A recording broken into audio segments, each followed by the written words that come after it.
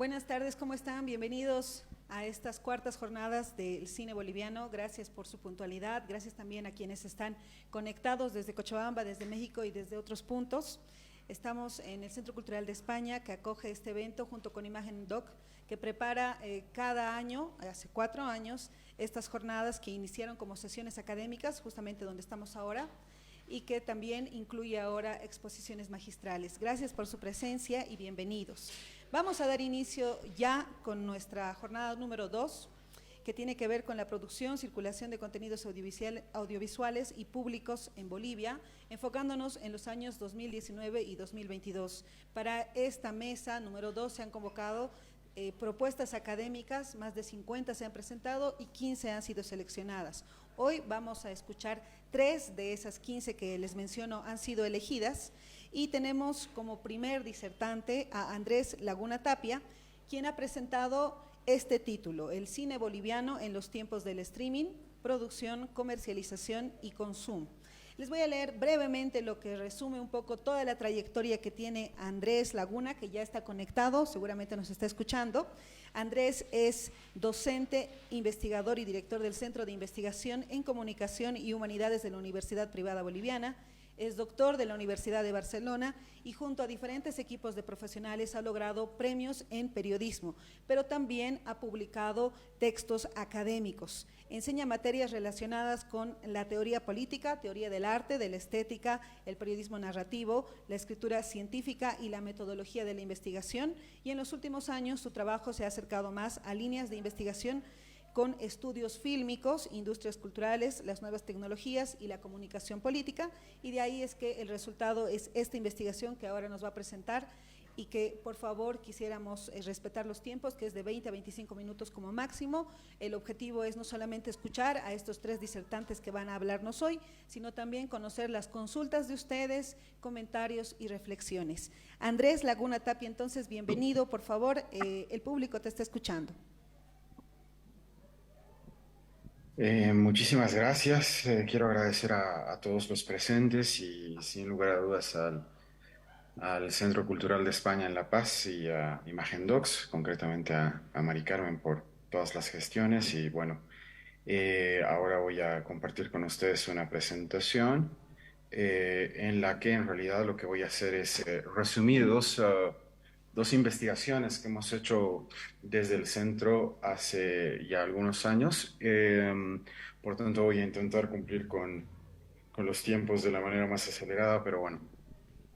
De manera general, he puesto este título que comprende quizás a ambas investigaciones y ya les voy a ir comentando qué se caracteriza en cada una de ellas para evidentemente poder cumplir con los tiempos pautados, ¿no? Como ya lo anunciaban, esta presentación titula El cine boliviano a los tiempos del streaming, producción, comercialización y consumo.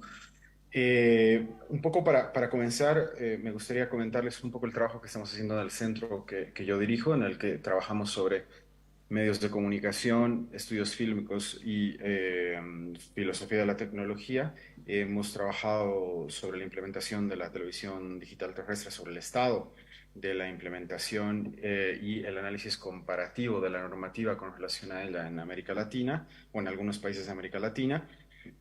Sí, como les decía antes, hemos trabajado también sobre temas relacionados con la filosofía de la tecnología, comparando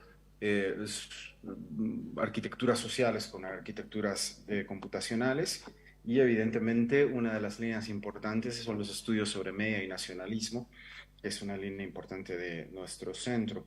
Una cosa que quisiera resaltar, y quizás puede ser importante para compartir con ustedes como nuestra experiencia, es que, digamos, nos hemos abierto muchísimo al trabajo transdisciplinar o interdisciplinar, no solamente trabajando desde el espacio de la crítica o de la historiografía del cine o de los medios, sino también con profesionales de otras áreas como áreas más ingenieriles o técnicas y evidentemente desde la teoría política también.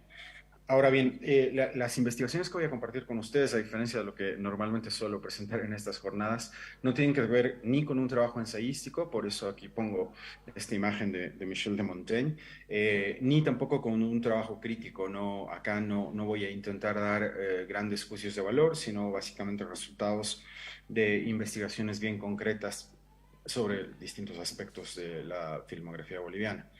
La primera investigación que quiero compartir con ustedes es una investigación que se publicó en el 2020, pero que se la hizo a lo largo del 2019, justamente en el primer semestre de la pandemia, que titulé El cine boliviano sobreviviendo al COVID-19, la percepción de los efectos, perdón, de los realizadores sobre los efectos de la pandemia. Justamente digamos, la primera parte o el primer semestre del 2019, justamente en el estallido de la pandemia, a partir de una serie de eventos que organizábamos, conversatorios y discusiones con realizadores, realmente veíamos que había muy poca información sobre lo que estaba sucediendo con, digamos, el panorama cinematográfico nacional. Y frente a la ausencia de datos, lo que hicimos o lo que decidimos hacer fue recoger las percepciones que podían tener los realizadores y confrontar un poco sus percepciones con recopilación de documentos principalmente hemerográficos, que ya les voy a ir comentando un poco más al respecto. Básicamente, este periodo está marcado, perdón, el primer semestre del 2020 evidentemente por el confinamiento y por el estadio de la pandemia y por la interrupción de rodajes, evidentemente de la asistencia a salas, entre otras cosas, todo lo que bien conocemos. Y el otro evento que obviamente marcó a esta investigación, y creo que es como un elemento transversal a lo largo de todo lo que vamos a ir discutiendo más adelante, fue la crisis política de 2019. ¿No es cierto? O sea, eso creo que va a marcar de manera profunda toda la percepción que van a tener los realizadores y cómo evidentemente los hechos políticos van a terminar afectando al panorama cinematográfico nacional. Básicamente para esta investigación, la metodología utilizada fue una entrevista semiestructurada, que como bien saben es la herramienta más utilizada en estudios cualitativos. Sin embargo, la entrevista semiestructurada tiene varias limitaciones, entre ellas no puede ser predictiva, digamos, pero sí nos puede permitir tener una percepción y básicamente en el título hemos hablado de realizadores, pero aquí quiero hacer como matices importantes justamente porque no eran solamente realizadores, sino gente de distintos ámbitos del espectro cinematográfico, productores, directores, críticos, periodistas, entre otras cosas, ¿no? Los entrevistados para esta investigación fueron Pedro Ligerón, Miguel Hilari, Eddie Vázquez, Paula González, Martín Bullock, Denise Arancibia, Sergio Zapata, Mari Carmen Molina, Juan Pablo Richter, Gabriela Paz, Álvaro Olmos, Victoria Guerrero, Diego Mondaca, Catalina Raccini, Omar Alarcón, Quiro Russo y Sebastián Morales. Uno de los criterios fundamentales para poder elegir, digamos, esta muestra fue que casi todos ellos o estaban produciendo o estaban a punto de producir, digamos, o están muy cerca de tener algún estreno o estaban relacionados con actividades, digamos, estaban activos durante el primer semestre del 2020 y relativos a la pandemia. Por tanto, sí me interesaba ver cuál era la perspectiva que podían tener de ellos. Lo que puede parecer un trabajo casi periodístico, que sin lugar a dudas hasta cierto punto lo es, pero más o menos lo que interesaba era tener, digamos, una suerte de registro histórico. Y aquí quiero hacer una aclaración que quizás no está en el artículo, pero sí es importante compartirla para el proceso y que creo que es importante. En gran medida, una de las cosas que me dejó pensando y que para poder diseñar esta investigación fue el trabajo que estaban haciendo otras investigadoras en nuestro país, por ejemplo, eh, Isabel Seguí o María Imaretti, que veían que frente a la carencia de documentos o de información sobre el cine boliviano, una de las alternativas era comenzar a trabajar con la entrevista para ir llenando o subsanando esto. Entonces, de una u otra medida, el objetivo de este artículo era hacer como una suerte de registro histórico de lo que sucedió en ese momento. Y creo que el valor fundamental de esta investigación tiene que ver con eso. No sé, cuál era la mirada que tenían de la situación del cine estos realizadores. Para hacer la confrontación de datos se hizo una revisión hemerográfica de medios escritos principalmente, pues se podía acceder a su hemeroteca con relativa facilidad. Se han consultado las hemerotecas de Opinión, de Los Tiempos, del Deber, de La Razón, del Correo del Sur, de Página 7, y ya de medios más especializados en temas relativos a cultura y concretamente a cine, son la Ramona Cultural e Imagen Docs. Eh, para no alargarme mucho, porque yo hablo demasiado y a veces como que voy redundando, ya les comparto un poco las conclusiones y quizás en el otro estudio podemos profundizar un poco más. Algunas de las conclusiones esenciales que llegábamos o algo en lo que coincidían varios de los realizadores era que, bueno, primero plantear que una de las conclusiones del estudio es que no tiene pretensiones predictivas ni conclusivas, sino más bien es un estudio descriptivo, ¿no? De percepción. Luego una conclusión que creo que es obvia a esta altura y era el crecimiento global de los, digamos, de las plataformas OTT o Over the Top Media Services, que son evidentemente lo que podríamos conocer de manera más común como los servicios de streaming por suscripción, ¿no? En ese momento, bien sabemos que el crecimiento de estas plataformas fue exponencial y sobre todo la de Netflix, que hoy día evidentemente eso se ve matizado con, digamos, más bien el decrecimiento de Netflix. Netflix ha dejado de crecer y otras plataformas han comenzado a crecer.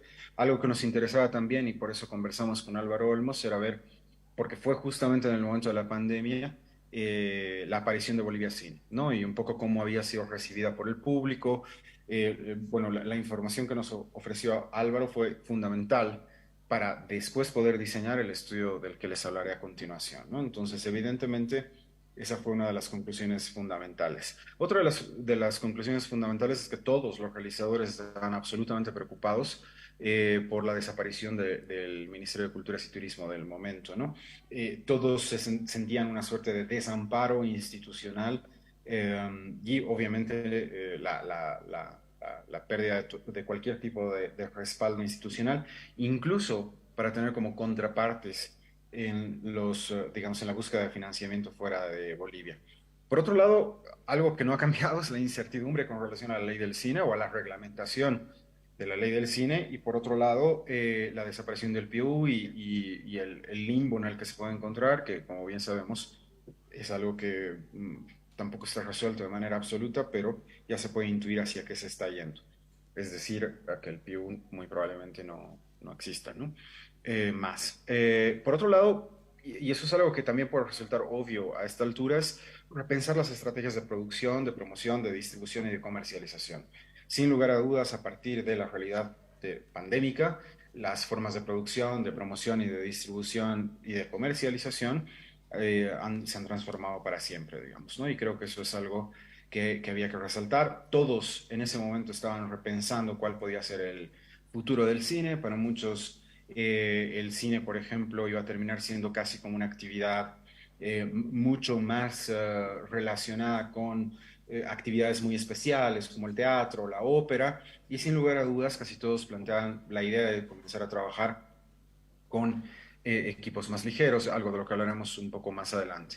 Algo que también es muy importante es que todos estaban preocupados en torno a las medidas de bioseguridad, pues eran muy conscientes que podían encarecer y complejizar y alargar las producciones. En ese momento casi todos reconocían que lo que sobre todo lo que más los estaba perjudicando era el confinamiento más que la pandemia per se, pero sin lugar a dudas veían que las medidas de seguridad eran muy conflictivas para el desarrollo de las producciones más adelante.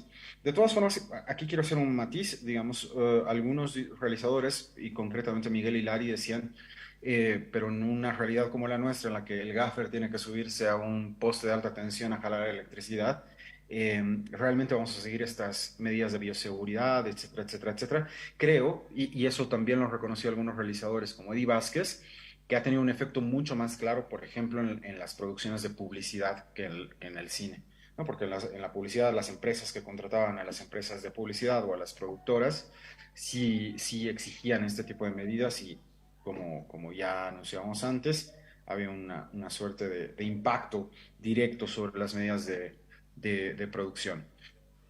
El otro punto importante era justamente digamos, la implementación de equipos más reducidos y ligeros, que ya era una característica de las producciones más independientes o de bajo presupuesto. Sin embargo, digamos como que se estaban generalizando. Una cosa que sí era preocupante, y eso lo conversábamos, por ejemplo, con Catalina Razzini, que decía que quizás estos equipos superligeros y las medidas de bioseguridad y esta imposición de que evidentemente no haya mucha gente en rodaje, iba a ser muy perjudicial para la formación de profesionales. Pues muchos profesionales, como bien saben, se forman en los rodajes, por ejemplo, como pasantes o colaborando. Entonces, si la presencia de gente que no sea esencial o fundamental para el rodaje, se veía, digamos, si se excluía a esta gente, evidentemente también se excluía el proceso de formación que se da evidentemente en los rodajes o en los procesos de postproducción, etcétera, etcétera. O sea, creo que esas son las conclusiones esenciales. Hay otras, pero son las que me quería compartir con ustedes, digamos, ¿no? O sea, la pandemia como un evento que sin lugar a dudas transformó o ha transformado la forma de rodaje y evidentemente la forma misma de un proyecto cinematográfico. Ahora bien, el otro estudio, y espero acomodarme a los tiempos, en el que hemos trabajado y que quería compartir con ustedes es más reciente, es de un año después, se ha publicado en 2022, pero es un estudio que se ha hecho en los últimos meses del 2021. Titula Caracterización de las producciones cinematográficas latinoamericanas en Netflix, perspectivas desde Bolivia. Esto se ha publicado en un número especial de la revista Comunicación y Sociedad del Departamento de Estudios de la Comunicación Social de la Universidad de Guadalajara, en un número especial que ellos tenían dedicado a Netflix y al fenómeno de Netflix. Por tanto, nos interesaba un poco pensar qué es lo que es lo que se podía dar o cómo podíamos pensarlo desde Bolivia. Esta no es una investigación en la que yo trabajo solo, la anterior sí, ha sido casi un trabajo maratónico la anterior, o sea, en pocos días hice las entrevistas, que eran entrevistas de más o menos una hora y media con cada uno de los entrevistados y la transcripción y qué sé yo, fue verdaderamente rápida para poder alcanzar a la publicación y a tener el registro del momento histórico. Acá más bien hemos trabajado con un equipo multidisciplinar y esa experiencia creo que es, nuevamente quiero resaltar la riqueza que puede tener este tipo de experiencias. Bien, el autor principal de esta investigación es Javier Rodríguez Camacho, que él es crítico de cine y crítico musical, pero académicamente se desempeña más en el área de la economía del entretenimiento.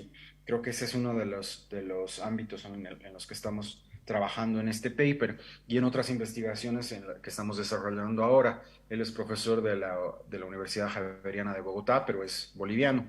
Mi persona, por supuesto, y trabajamos con dos investigadores que nos colaboraron sobre todo en la recopilación y ordenamiento de datos. Por un lado, el doctor Jens Burger, que él es más bien doctor en inteligencia artificial, y en lo que nos colaboró fue básicamente extrayendo de manera mecanizada y masiva la información que teníamos y un poco en su organización. Y a la organización, si quieren más a detalle, la hizo la doctora Vania Landívar que ya la parte de análisis de esos datos la hicimos con Javier, utilizando, bueno, ya les voy a comentar un poco, más la metodología de trabajo, que creo que es lo enriquecedor de este tipo de investigaciones. Primero, plantearles una cuestión que es súper importante. O sea, cuando hicimos esta investigación, Netflix parecía que estaba dominando el mundo, ¿no? O sea, por lo menos el mundo del entretenimiento en streaming era la plataforma de lejos más importante. Hoy día, evidentemente, sigue siendo la plataforma más importante, pero su importancia se ha visto reducida. Y lo que nos interesaba sobre todo era tratar de entender por qué no existía. Quizás es una pregunta un poco bizantina, ¿no? O sea, preguntarnos por qué no existía contenido boliviano en Netflix y sin lugar a dudas lo que nos interesaba también era saber qué tipo de contenido latinoamericano incluía Netflix en su catálogo o producía Netflix. ¿No es cierto? Porque como bien saben, Netflix incluye en su catálogo contenido propio, pero también contenido contratado o licenciado a terceros. Esa creo que era una de las grandes preguntas. ¿Qué es lo que hicimos? Básicamente lo que hicimos fue, la metodología que utilizamos fue extraer las sinopsis de todas las películas latinoamericanas que se encontraban en el catálogo de Netflix, información que Netflix no ofrece abiertamente, o sea, tuvimos que hacer una búsqueda manual, digamos, de país por país y buscando el catálogo manualmente, y a partir de esa información, teniendo los títulos de las películas, extraímos su sinopsis de Film Affinity. Escogimos Film Affinity porque, como bien saben, es una plataforma que tiene las sinopsis en castellano y queríamos hacer la investigación en castellano. Luego lo que hicimos fue hacer un ejercicio más o menos similar con las películas bolivianas que se encuentran en otros servicios de streaming, ¿no es cierto? Ya sea en HBO Max, en Amazon y evidentemente en otros servicios de streaming como Retina Latina o la misma Bolivia Cine. Extraemos toda esta información de manera automatizada. Jens hizo un scrapping de toda esa información y después la clasificamos. Los datos complementarios los sacamos de IMDb, de The Numbers y de Box Office Mojo, ¿no? Toda la información que necesitábamos. Por tanto, aquí quiero resaltar nuevamente el trabajo de contar con alguien que venga del mundo ingenieril, que nos pueda ayudar a extraer información de manera masiva, información que nunca hubiésemos necesitado un equipo de investigadores y una cantidad de tiempo enorme para poder extraer toda la información y evidentemente la mirada de un economista que nos pueda permitir realmente entender un poco este tipo de procesos de comercialización y qué sé yo. Toda esta información la pasamos por un software de análisis cuantitativo de documentos cualitativos que es el En Vivo Pro 12. Lo que hicimos fue incluir todas estas sinopsis y básicamente el En Vivo nos tiraba frecuencias de palabras. Básicamente lo que íbamos a encontrar, bueno, y la otra herramienta de investigación un poco para confrontar, hicimos una encuesta a nivel nacional del consumo digital. ¿No? Básicamente diseñamos una encuesta para ver qué es lo que consumía la gente. Como Javier y yo somos docentes, bueno, en realidad los cuatro somos docentes de distintas universidades, lo que hicimos fue difundir nuestra encuesta, sobre todo en jóvenes, por tanto teníamos como un dato un poquito sesgado hacia gente de una edad bien concreta, pero eso también nos ha permitido obtener ciertos datos interesantes. Este es uno de los datos que hemos obtenido a partir de la encuesta. Era una encuesta no probabilística y evidentemente hecha por conveniencia.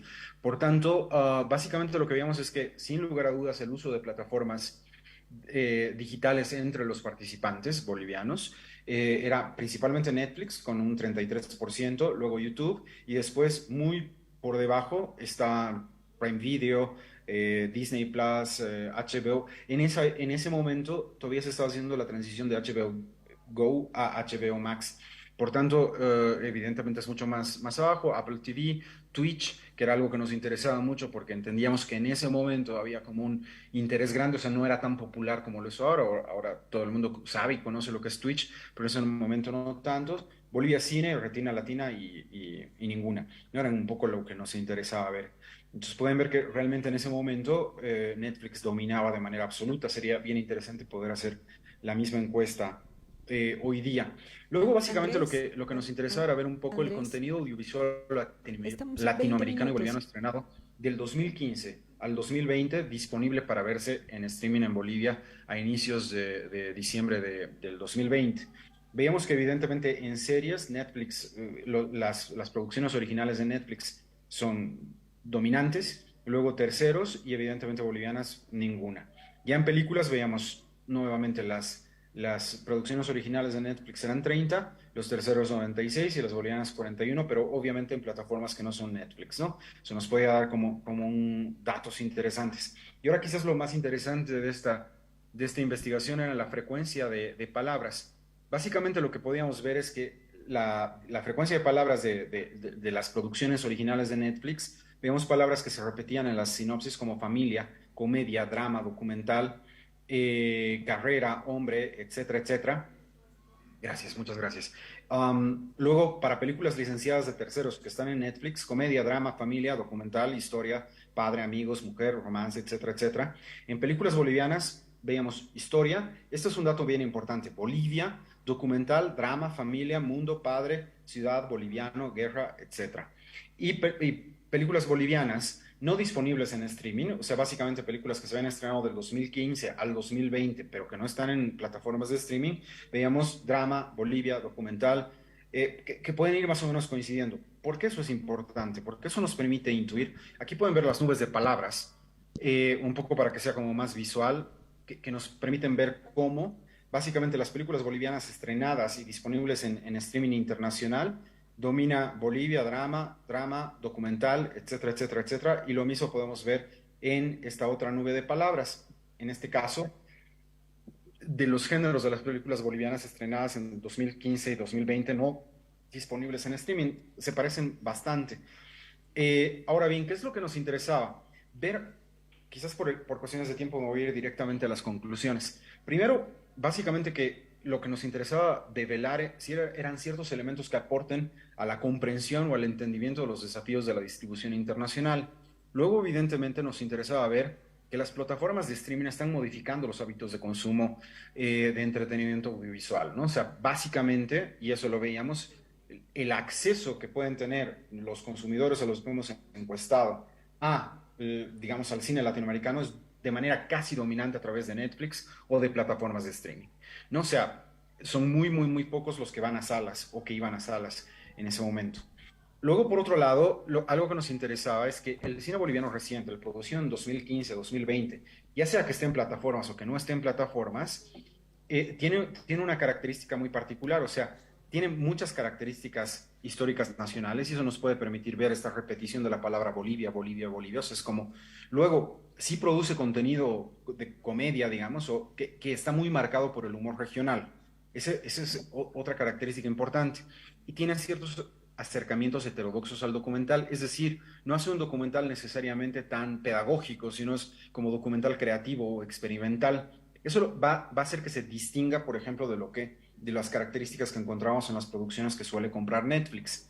Por tanto, o de los contenidos que produce Netflix, que licencia y que produce. Si quieren, veíamos que en Netflix hay, por un lado, cierto tipo de tendencias en su perfil que son muy específicas. Y sobre todo es que hay una predominancia clarísima de compra o de producción de cine de género. No sea de, si quieren, y de géneros clásicos, drama, comedia, documental. Tienen que ser muy clasificables, muy identificables. Por otro lado, que tienen estructuras claramente establecidas. El análisis que hemos hecho nos permitía ver básicamente que lo que esencialmente compran es contenido narrativo, expositivo y a menudo serializado.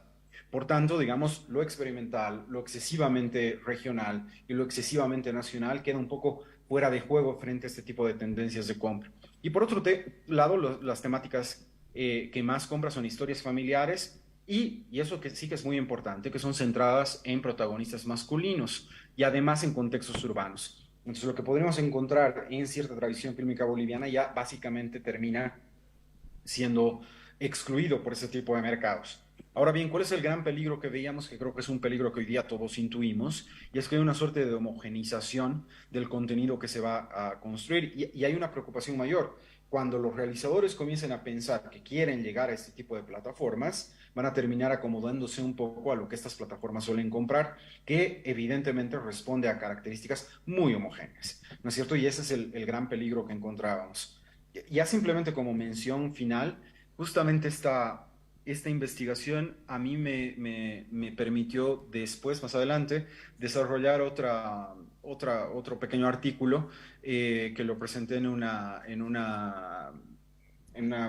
un congreso de estudios latinoamericanos de Malas, de la Midwest Association of Latin American Studies, que titula El Imperio Contraataca, la influencia de los Estados Unidos en el cine boliviano, que era un poco el tema de ese congreso, pero ahí sí me interesaba ver un poco cómo ciertos modelos que pueden salir justamente de plataformas como Netflix terminan homogeneizando un poco o afectando un poco la tradición fílmica nacional. Tema del que no voy a hablar mucho ahora porque creo que es justamente el tema de otra mesa y no me quiero meter donde no me corresponde, pero sí me interesa recalcar cómo este tipo de investigaciones que comienzan haciendo un análisis cualitativo de resultados cuantitativos, digamos, ¿no? El número de palabras o frecuencia de palabras nos puede permitir intuir cierto tipo de tendencias de los mercados relacionados con la distribución por streaming.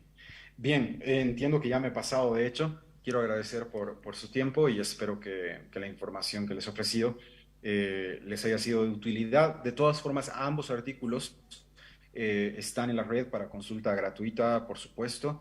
Entonces, y de todas formas pueden contactarse conmigo para cualquier cosa si es que necesitan más datos o profundizar sobre algún tema. Muchas gracias.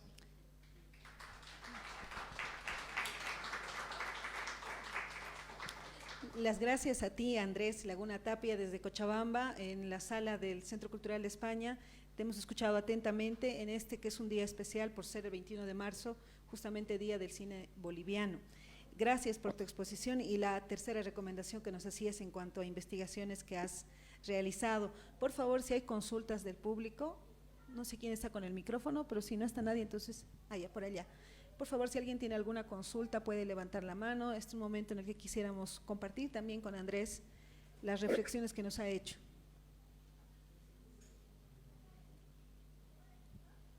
Bueno, en todo caso, está hecha ya la recomendación que nos hacía Andrés, sus investigaciones están en línea, las podemos volver a revisar. Te agradecemos mucho por participar en estas cuartas jornadas del cine que se tiene acá en el Centro Cultural de España. También podemos leer las consultas o comentarios, si ustedes desean, quienes nos ven a través de la página de Facebook del Centro Cultural de España. Muchas gracias nuevamente, Andrés. Les pido por favor un aplauso para despedirnos de él, pero seguramente se va a quedar escuchándonos. Muchas gracias a ustedes. Bien, vámonos ahora entonces hasta México, porque nuestro siguiente expositor es Roque González. Su título es Presencia del cine boliviano en las plataformas europeas de streaming.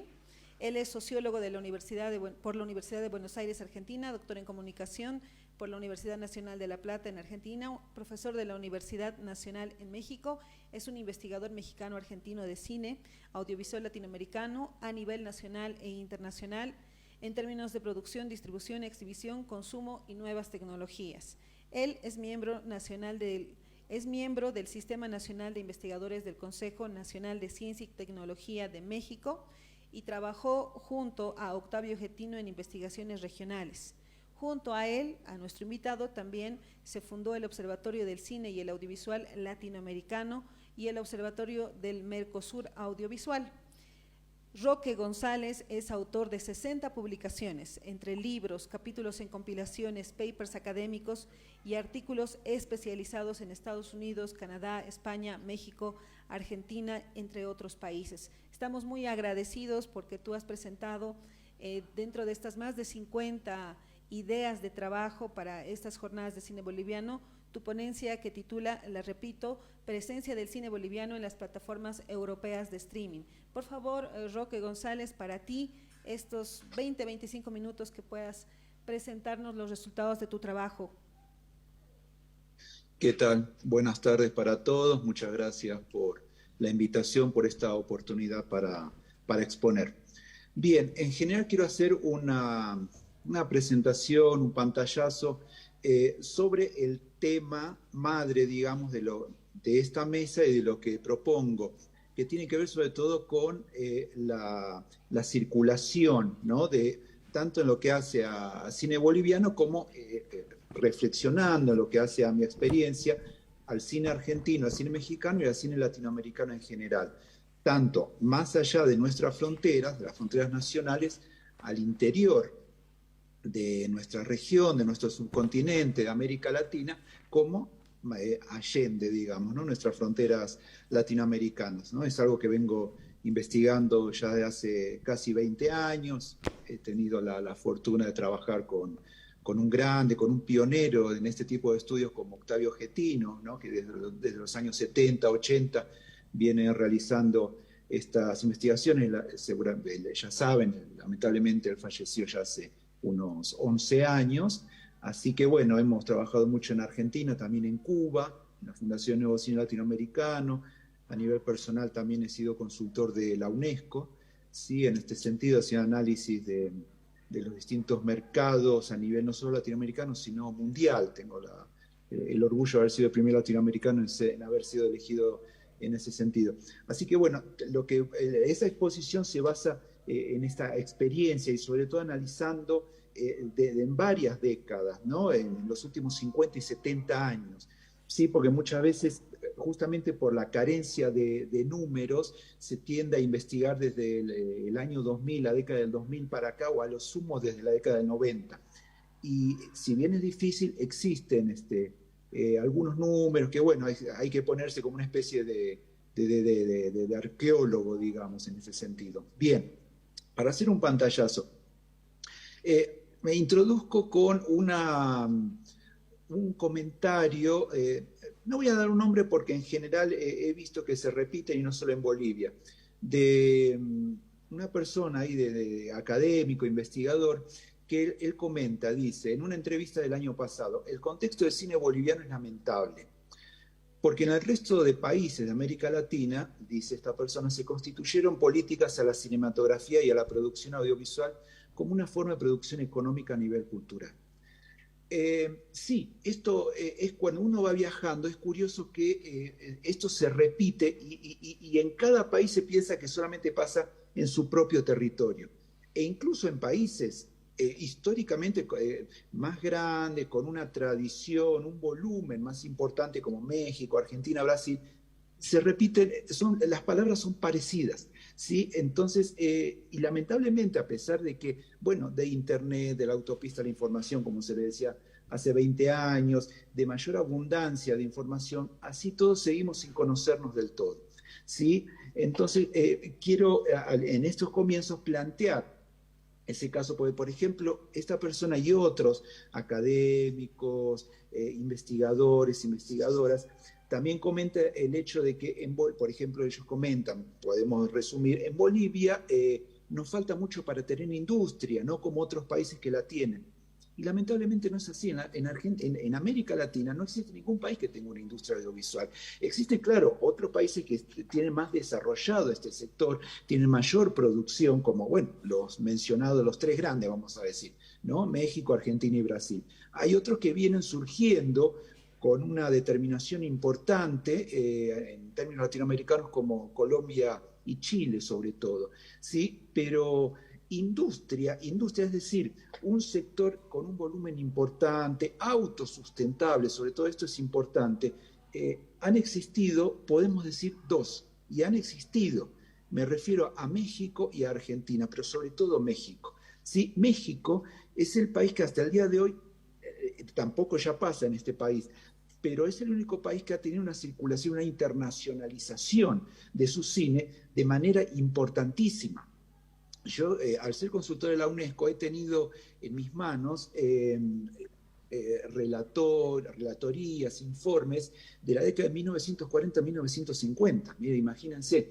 Y siempre recuerdo en las primeras páginas, a ver, en todo el informe hacía un resumen de decenas de países a nivel internacional, global, ¿sí? Los distintos sectores, ¿no? Del cine, cuántas películas producen, cuántos espectadores van, cuántos recaudan, cuántas salas existen, etc. Y al comienzo había un resumen de 5 países, los 5 más importantes, claro, Estados Unidos, la Unión Soviética en ese entonces, Francia y estaba México, ¿no? Para que vean la magnitud. Argentina nunca llegó a tener esa magnitud, y es más, llegó a haber empresas estatales, gubernamentales, que fomentaban tanto la producción como la distribución y la exhibición, ¿sí? Bueno, no me quiero extender, pero está bueno siempre plantear, digamos, estos conceptos, e incluso a nivel latinoamericano, durante décadas, el cine mexicano tuvo una presencia muy importante, sobre todo en países como Venezuela, Colombia, Ecuador, Perú, Bolivia en algún punto, ¿sí? Pero bueno, no me quiero expandir con esta introducción. Salteándonos ya de estas épocas, también es muy común lo que nos ha pasado en Latinoamérica con distintos matices, en el sentido de, sobre todo a partir de los 80 y de los 90, una menor cantidad en la afluencia de espectadores en términos generales, pero también en términos, y sobre todo para los filmes nacionales, ya sea países que tenían mayor cantidad o menor cantidad, de menor desarrollo relativo, digamos, como por ejemplo Bolivia, o Ecuador, o en algún punto Perú, o Chile, o Colombia en esas épocas, ¿sí? Y ya en los 90, con estas instancias neoliberales, por llamarlo rápidamente, se van los países que teníamos una legislación, una normativa de apoyo importante, se va deshilachando, digamos, sobre todo en el caso de Argentina, México y Brasil. México tenía una normativa muy importante que incluso mandaba a tener un 50% de cuota de pantalla, de market share, ¿sí? Para los filmes nacionales. Ya con el Tratado de Libre Comercio eso se extingue, perdón, ¿sí? Entonces, para ya meternos a comienzos del siglo XXI, las movilizaciones de los distintos sectores del cine y del audiovisual van destacando, fomentando, presionando para la sanción de renovación de normativas de apoyo o la sanción de nuevas, ¿no? Por ejemplo, en los mencionados casos de Chile y de Colombia, que les está resultando bastante buenas. Entonces, también, para no extenderme mucho en esto y antes de entrar en la parte del streaming, también quería comentar un pantallazo, digamos, de los mercados en nuestros países, ¿sí? En la actualidad, en América Latina, a grosso modo, pero en números bastante aproximados, se calcula que producimos más o menos entre 700 y 800 largometrajes por año, ¿sí? Y estoy hablando sobre todo hasta el 2019, ¿no? Claro, por la disrupción que implicó la pandemia del COVID-19, estamos todavía en recuperación, ¿sí? E incluso no solamente en Latinoamérica. Pero hasta 2019 venía en general con un crecimiento bastante importante, también en lo que hace a cantidad de espectadores, de recaudación, los parques exhibidores, ¿sí? Entonces, en este contexto, y ya empezando a entrar en el tema, en lo que hace la circulación de nuestras películas, no solamente en el caso boliviano o paraguayo, peruano, ecuatoriano, es escaso, sino que pasa con el resto de Latinoamérica. Me ha tocado dirigir y participar en estudios latinoamericanos desde el Instituto de Cine de Argentina, luego desde la Fundación Nuevo Cine Latinoamericano en Cuba, luego colaborando para el Observatorio Europeo del Audiovisual, el principal observatorio audiovisual del mundo. Para decirlo en grosso modo, e insisto, estoy hablando de 10, 15, 20, 25 años, ya estamos hablando de un cuarto de siglo, se da una constante. La circulación intrarregional, intralatinoamericana de nuestras películas latinoamericanas no llega al 1%. Y eso ya te digo, es constante, ¿sí? Y eso en los mejores casos. Supónganse algún año, algún blockbuster como, no sé, El secreto de sus ojos de Argentina, El crimen del padre Amaro de México, ¿no? Distintos blockbusters que circulan, que se estrenan y que tienen una acogida de público bastante aceptada. Ese porcentaje puede llegar a 1.2, 1.5, 2%, ¿sí? De todo, insisto, a ver si me espero darme a entender bien. Estoy hablando de películas latinoamericanas no nacionales en Latinoamérica, ¿sí? Como mucho ultrapasa el 1%, pero lo que sucede generalmente es que se ubica entre el 0.2, 0.4%, es decir, muy, muy bajo. Y eso estaba hablando antes de la irrupción de las plataformas de streaming, ¿no? Por llamarlo rápidamente, como comentaba el compañero anteriormente. Bien, entonces llegamos a comienzos del siglo XXI, y bueno, como suele pasar con las nuevas tecnologías, ¿no? Que bueno, en general muchas nuevas tecnologías ya no son tan nuevas, pero a lo largo de la historia, en nuestro cine latinoamericano, que continuamente la está peleando para llegar a su público, para definir sus identidades, para tener sustentabilidad, para fomentar, trabajar en pos de la diversidad, tanto nacional como latinoamericana, siempre es una batalla que hay que seguir dando, pero que nunca la hemos podido lograr, inclusive con herramientas súper importantes como la creación de la CASI, la Confederación Audiovisual Iberoamericana, ¿no? de cine y audiovisual. En el ámbito de Mercosur con la RECAM, la reunión especializada de autoridades de cine y audiovisual, esfuerzos para generar fondos, más que fondos de fomento, espacios regionales, ¿sí? Y ciertos fondos de fomento aparte con Ibermedia, ¿no? A partir de la CASI. Pero así todo sigue siendo muy escasa la presencia latinoamericana en el resto de Latinoamérica. No pasa solo en Bolivia. ¿sí? E incluso, otra vez, insisto y subrayo con esto, incluso en países como Argentina, como México, como Brasil, sigue siendo muy, muy poco a pesar de distintos esfuerzos y sobre todo de gobiernos progresistas, ¿sí? Entonces, entrando a estas épocas, digamos, contemporáneas de la cuestión de las plataformas de streaming, lo que comentaba recién, también había habido hay como una especie de idealización, de tener esperanzas con estas nuevas tecnologías. Pasó anteriormente con el video, ¿sí? Se pensaba que iba a ser una herramienta que al estar más a disposición del público iba a generar mayor circulación, mayor presencia, ¿no? Las personas iban a tener su propia filmoteca y entonces iba a haber más oportunidad de ver mayor cantidad de filmografías y sobre todo latinoamericanas, y eso mucho tampoco pasó. Anteriormente, en lo que hace a la producción, había pasado con el Super 8, a minorar y abaratar las herramientas de realización, etc.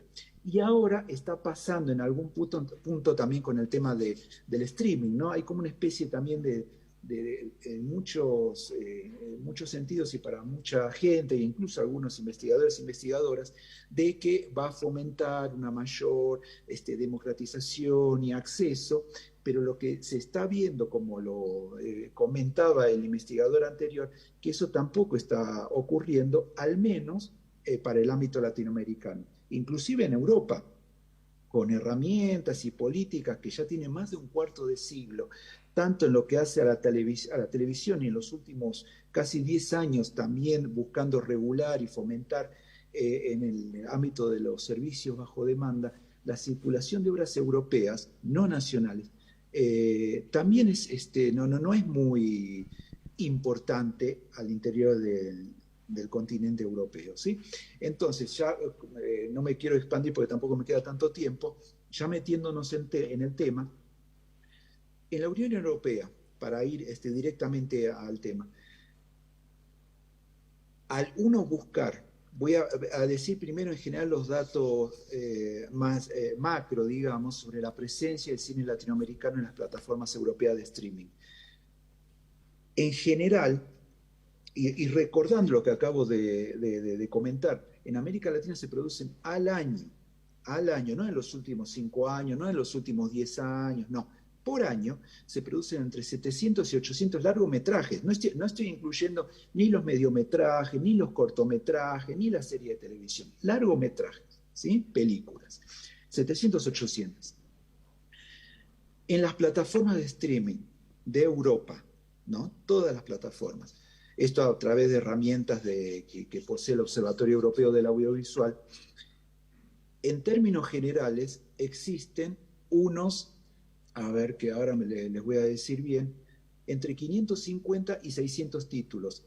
Esto fue todo una investigación que, bueno, hay que refinar y afinar más, ¿no? Por el tema también de coproducciones, por el tema de certificados de nacionalidad y etcétera. Pero se puede afirmar que entre 550 y 600 títulos latinoamericanos existen actualmente en las plataformas de la Unión Europea, ¿sí?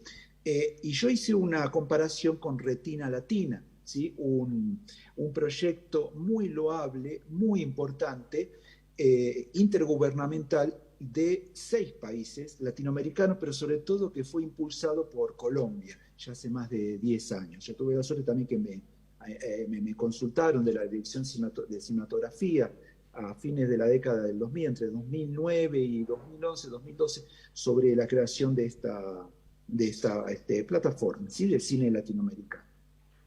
En Retina Latina, que está compuesta, integrada y apoyada por los gobiernos de Colombia, de México, de Perú, de Bolivia, de Uruguay y de Ecuador, haciendo también un relevamiento, podemos apreciar que hay 92 largometrajes, ¿sí? En general, en total, ¿sí? 81 son de los 6 países miembros. Esto en términos generales. Y también para hacer la comparación, ¿no? Uno entiende que, claro, los recursos en nuestros países siempre estamos luchando con eso, con todos nuestros problemas políticos, con las distintas pugnas que saludablemente existen. Pero fíjense, en Retina Latina existen 92 largometrajes y en las plataformas, claro, son todas las plataformas que existen en la Unión Europea, existen otra vez entre 550 y 600 títulos latinoamericanos. ¿Sí? Hay toda una diferencia y ahí también hay un desafío de nuestros países, tanto del sector gubernamental, del sector privado, del tercer sector, y hay una oportunidad para ocupar ese vacío. ¿Sí? Otra vez, de nuestras 700, 800 producciones por año, y ya desde hace varios años, hace por lo menos 10 años, que se dan números similares. Así que fíjense, ya, si vamos a contar los últimos 25 años, tenemos miles de películas latinoamericanas.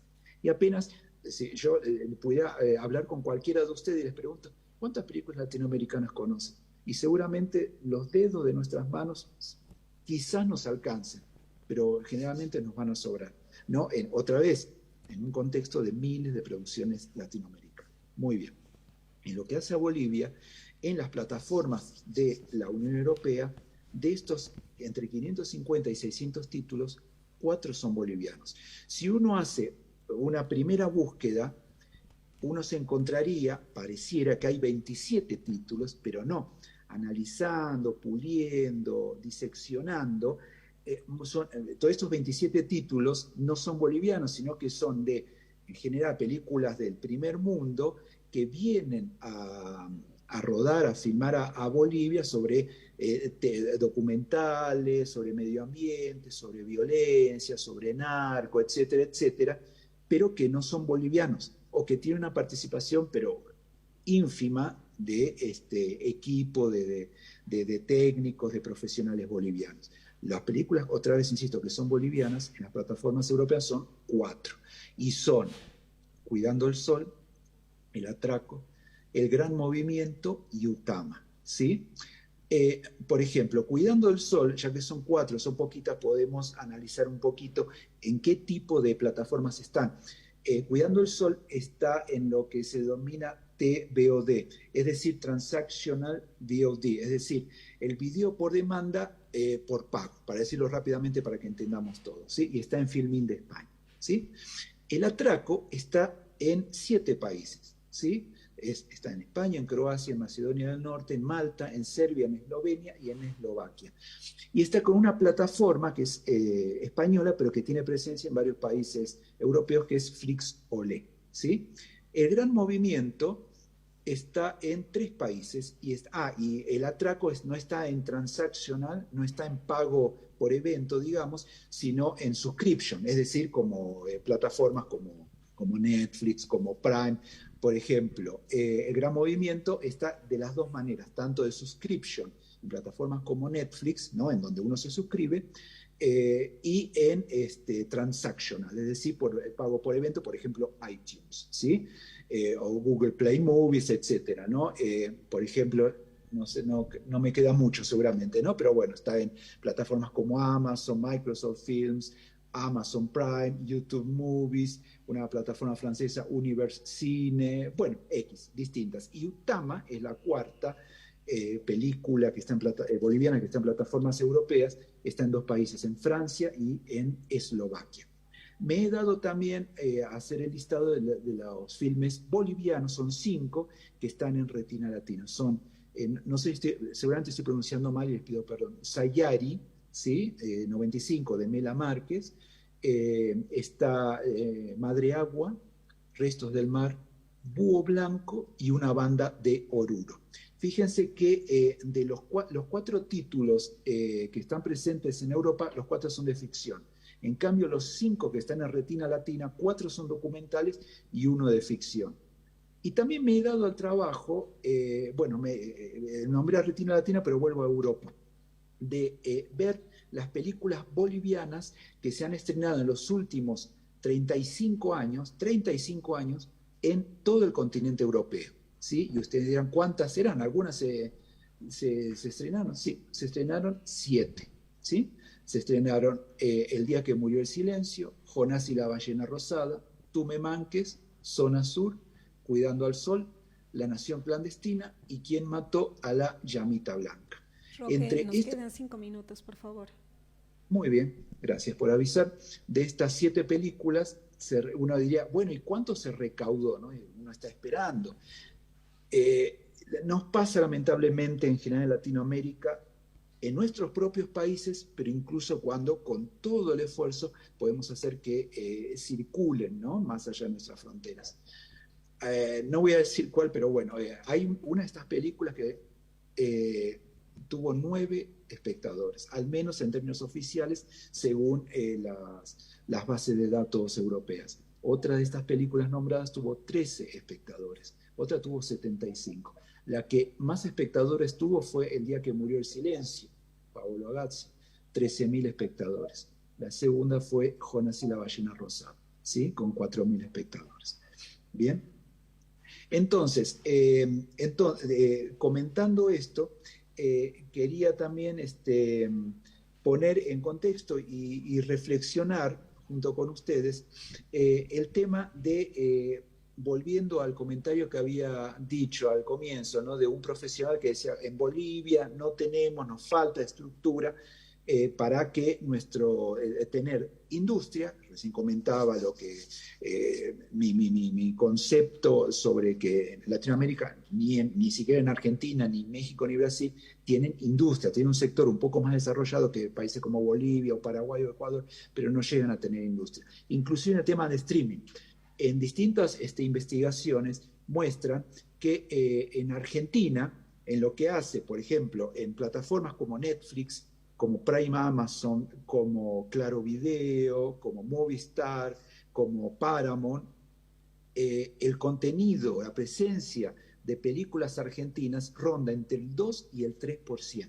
¿Sí? Un país que en general América Latina incluso se lo suele romantizar a la Argentina. Insisto, es un país que tiene una tradición importante, que tiene normativas, hay todo un mercado, un universo de profesionales importante, pero suele pasar que también tiene estos déficits y estos problemas también. Insisto, contenido argentino no supera el 3%. Secciones dedicadas exclusivamente al contenido argentino de las plataformas que conocemos solamente en 2, en Netflix y en Prime Amazon. Y las producciones argentinas originales por parte de estas plataformas ronda entre el 0.5% y entre el 0.8%, no llega al 1%. Ustedes se acuerdan que al comienzo de mi exposición hablaba de los porcentajes ínfimos, casi nulos, durante largos años de la circulación intra-latinoamericana de películas latinoamericanas no nacionales, ¿no? Que son números parecidos, entre el 0.3%, 0.5%, que no llegan al 1%. Así que estos números, estos porcentajes casi nulos que se daban y se siguen dando en el theatrical, en la exhibición en salas de cine, se están replicando también en las plataformas. ¿Sí? Otra vez, no solamente eso pasa para Bolivia. Pero bueno, entonces, si me pongo a hablar de otra cosa, me voy a extender, así que por ahora la dejo acá y quedo a la disposición para cualquier pregunta posteriormente. Muchas gracias.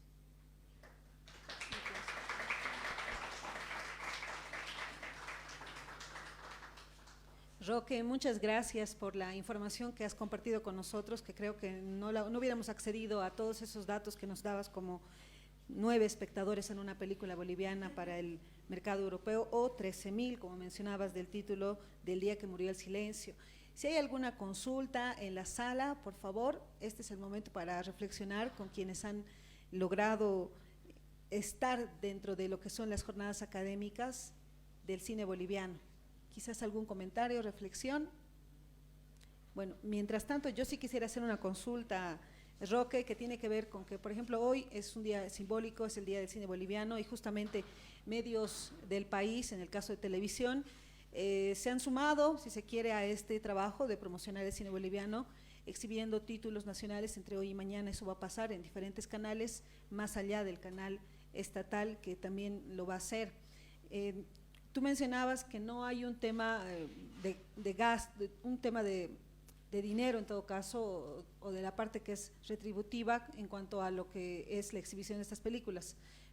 Y si hablamos de promoción, entonces, ¿dónde estaríamos fallando o cuáles serían los aprendizajes, crees tú, para que estas películas sean mejor promocionadas? Se dice mucho en esta era tan tecnológica y tan además rápida, que la mitad de nuestro trabajo es realizar una pieza y la otra mitad es lograr que alguien consuma esa pieza, y hablo no solamente de cine, sino quizás de un escrito, de una canción o de cualquier otro elemento que podamos crear.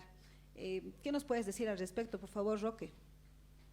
Sí, me parece una pregunta pertinente, interesante. Yo ahora, como tengo poco tiempo, se me vienen a la mente dos ítems importantes. Empiezo por el segundo.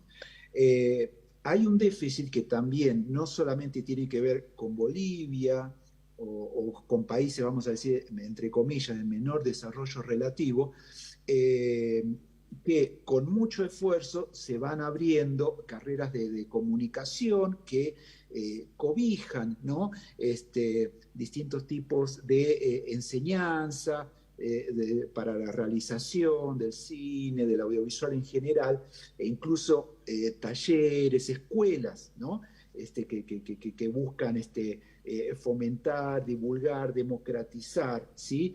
Este ámbito, esta tarea, este oficio tan hermoso, sino que incluso pasa en países como Argentina, que tiene centenares de escuelas y talleres de distintos niveles de cine, de audiovisual, o México o Brasil.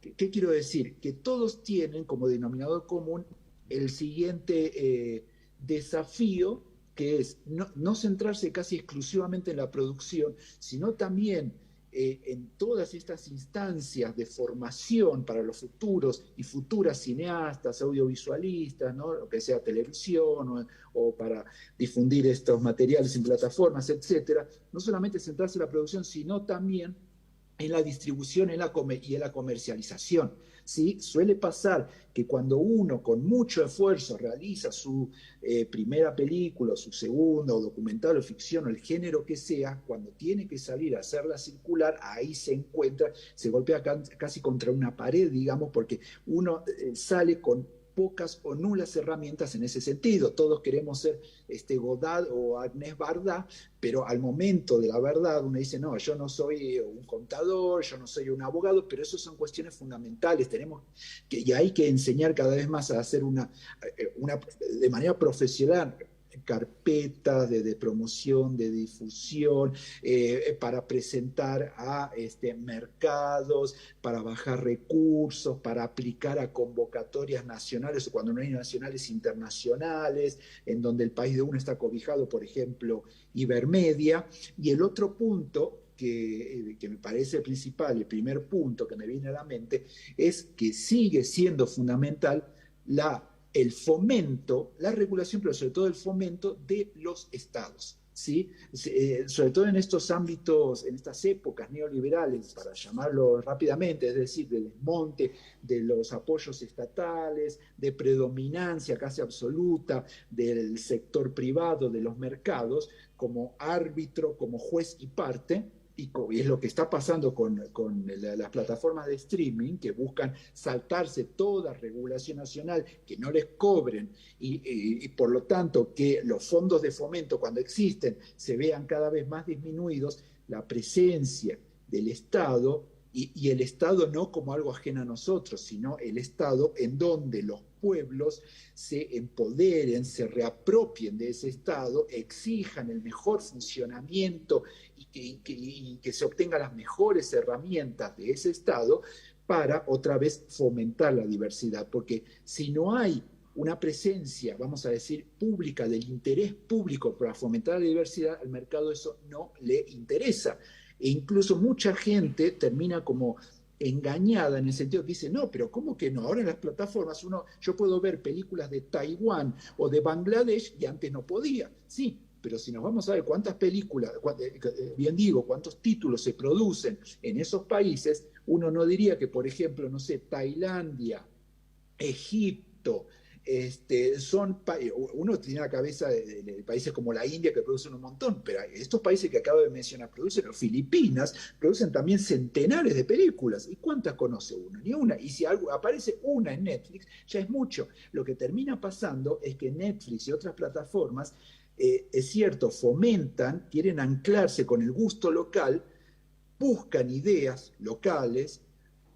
Hay productoras, equipos, profesionales locales trabajando, pero no son autónomos, están danzando, ¿no?, con la melodía de los sistemas de producción estadounidenses. Entonces uno termina homogeneizando el gusto por más que sean realizaciones locales. Y a su vez, las productoras, sobre todo de los países más grandes en Latinoamérica, que trabajan, ¿no?, y que realizan audiovisuales para Netflix, contratados por Netflix, son pocas. Entonces termina dándose también una concentración y exacerbando la concentración que ya venía dándose en las últimas décadas, ¿sí?, en toda Latinoamérica, inclusive en los mercados más grandes. Entonces, cerrando, para contestar tu pregunta, debemos exigir una presencia importante, pero también transparente, accountable, como se dice, no me sale ahora, bueno, así, transparente, de los estados, pero reapropiados por los distintos sindicatos, organizaciones empresariales, asociaciones de documentalistas, de guionistas, de directoras mujeres, etcétera. Tenemos que movilizarnos para que ello ocurra, porque el mercado por sí solo no le interesa nuestros productos, nuestras historias, nuestras tradiciones, ¿sí? Básicamente eso. Gracias. Muchas gracias, Roque. Te agradecemos su participación en esta mesa número 2 de Imagen Docs, que con el apoyo del Centro Cultural de España busca mapear esas investigaciones con relación al cine boliviano, tenerlas en cuenta para quienes son especialistas, pero también para quienes no lo son. Justamente lo mencionaba Roque sobre la, comillas, tiranía del algoritmo, que nos recomienda ciertas producciones en desmedro de otras. Estos espacios justamente nos llevan, nos invitan a mapear mucho más, tener una perspectiva mayor de lo que está pasando en cuanto al cine boliviano. Mientras les voy comentando esto, quisiera que por favor que nuestro tercer disertante, Germán Monge, se vaya acomodando en su espacio. Muchas gracias, Germán.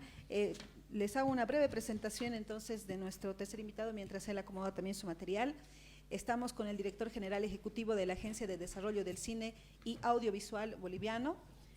Nuestro invitado se formó con destacados maestros del cine latinoamericano y es algo que resalta en su biografía. Estuvo fuera del país durante muchos años justamente para esa formación de la que les hablo, y a su vuelta al país fundó la Escuela de Cines y Artes, ECA, y trabajó en más de 10 largometrajes y productos televisivos como productor, montajista y como asistente de dirección con reconocidos directores bolivianos, y les menciono algunos de ellos como Jorge Sanginés, Paolo Agassi, Marcos Loaiza, Rodrigo Patiño, entre otros. El 2009 presentó su ópera prima, es Hospital Obrero, produjo y dirigió más de 50 documentales y producciones audiovisuales de todo género, fue docente del programa de cine de la Universidad Mayor de San Andrés y de la Escuela Andina de Cinematografía y responsable del programa de intervenciones urbanas en la línea de cine y audiovisual. La exposición que Germán Monge presentó para esta jornada es Los dos momentos fundamentales del cine boliviano contemporáneo. Gracias, Germán, y por favor estamos atentos a escucharte. Bueno, buenas tardes.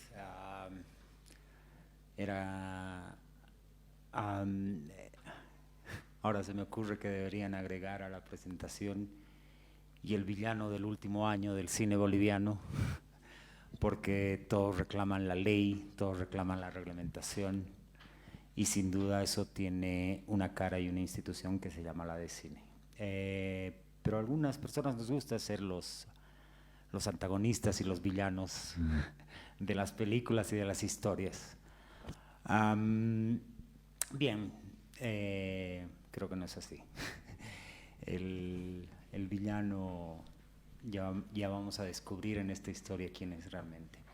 Bueno, quiero agradecer a Imagen Docs, a Mari Carmen en particular, por la invitación, por este espacio, en primera instancia, y en segundo término quiero hacer un abrazo, mandar un abrazo muy fuerte, muy extensivo a todos, absolutamente a todos y todas los trabajadores del cine y el audiovisual bolivianos.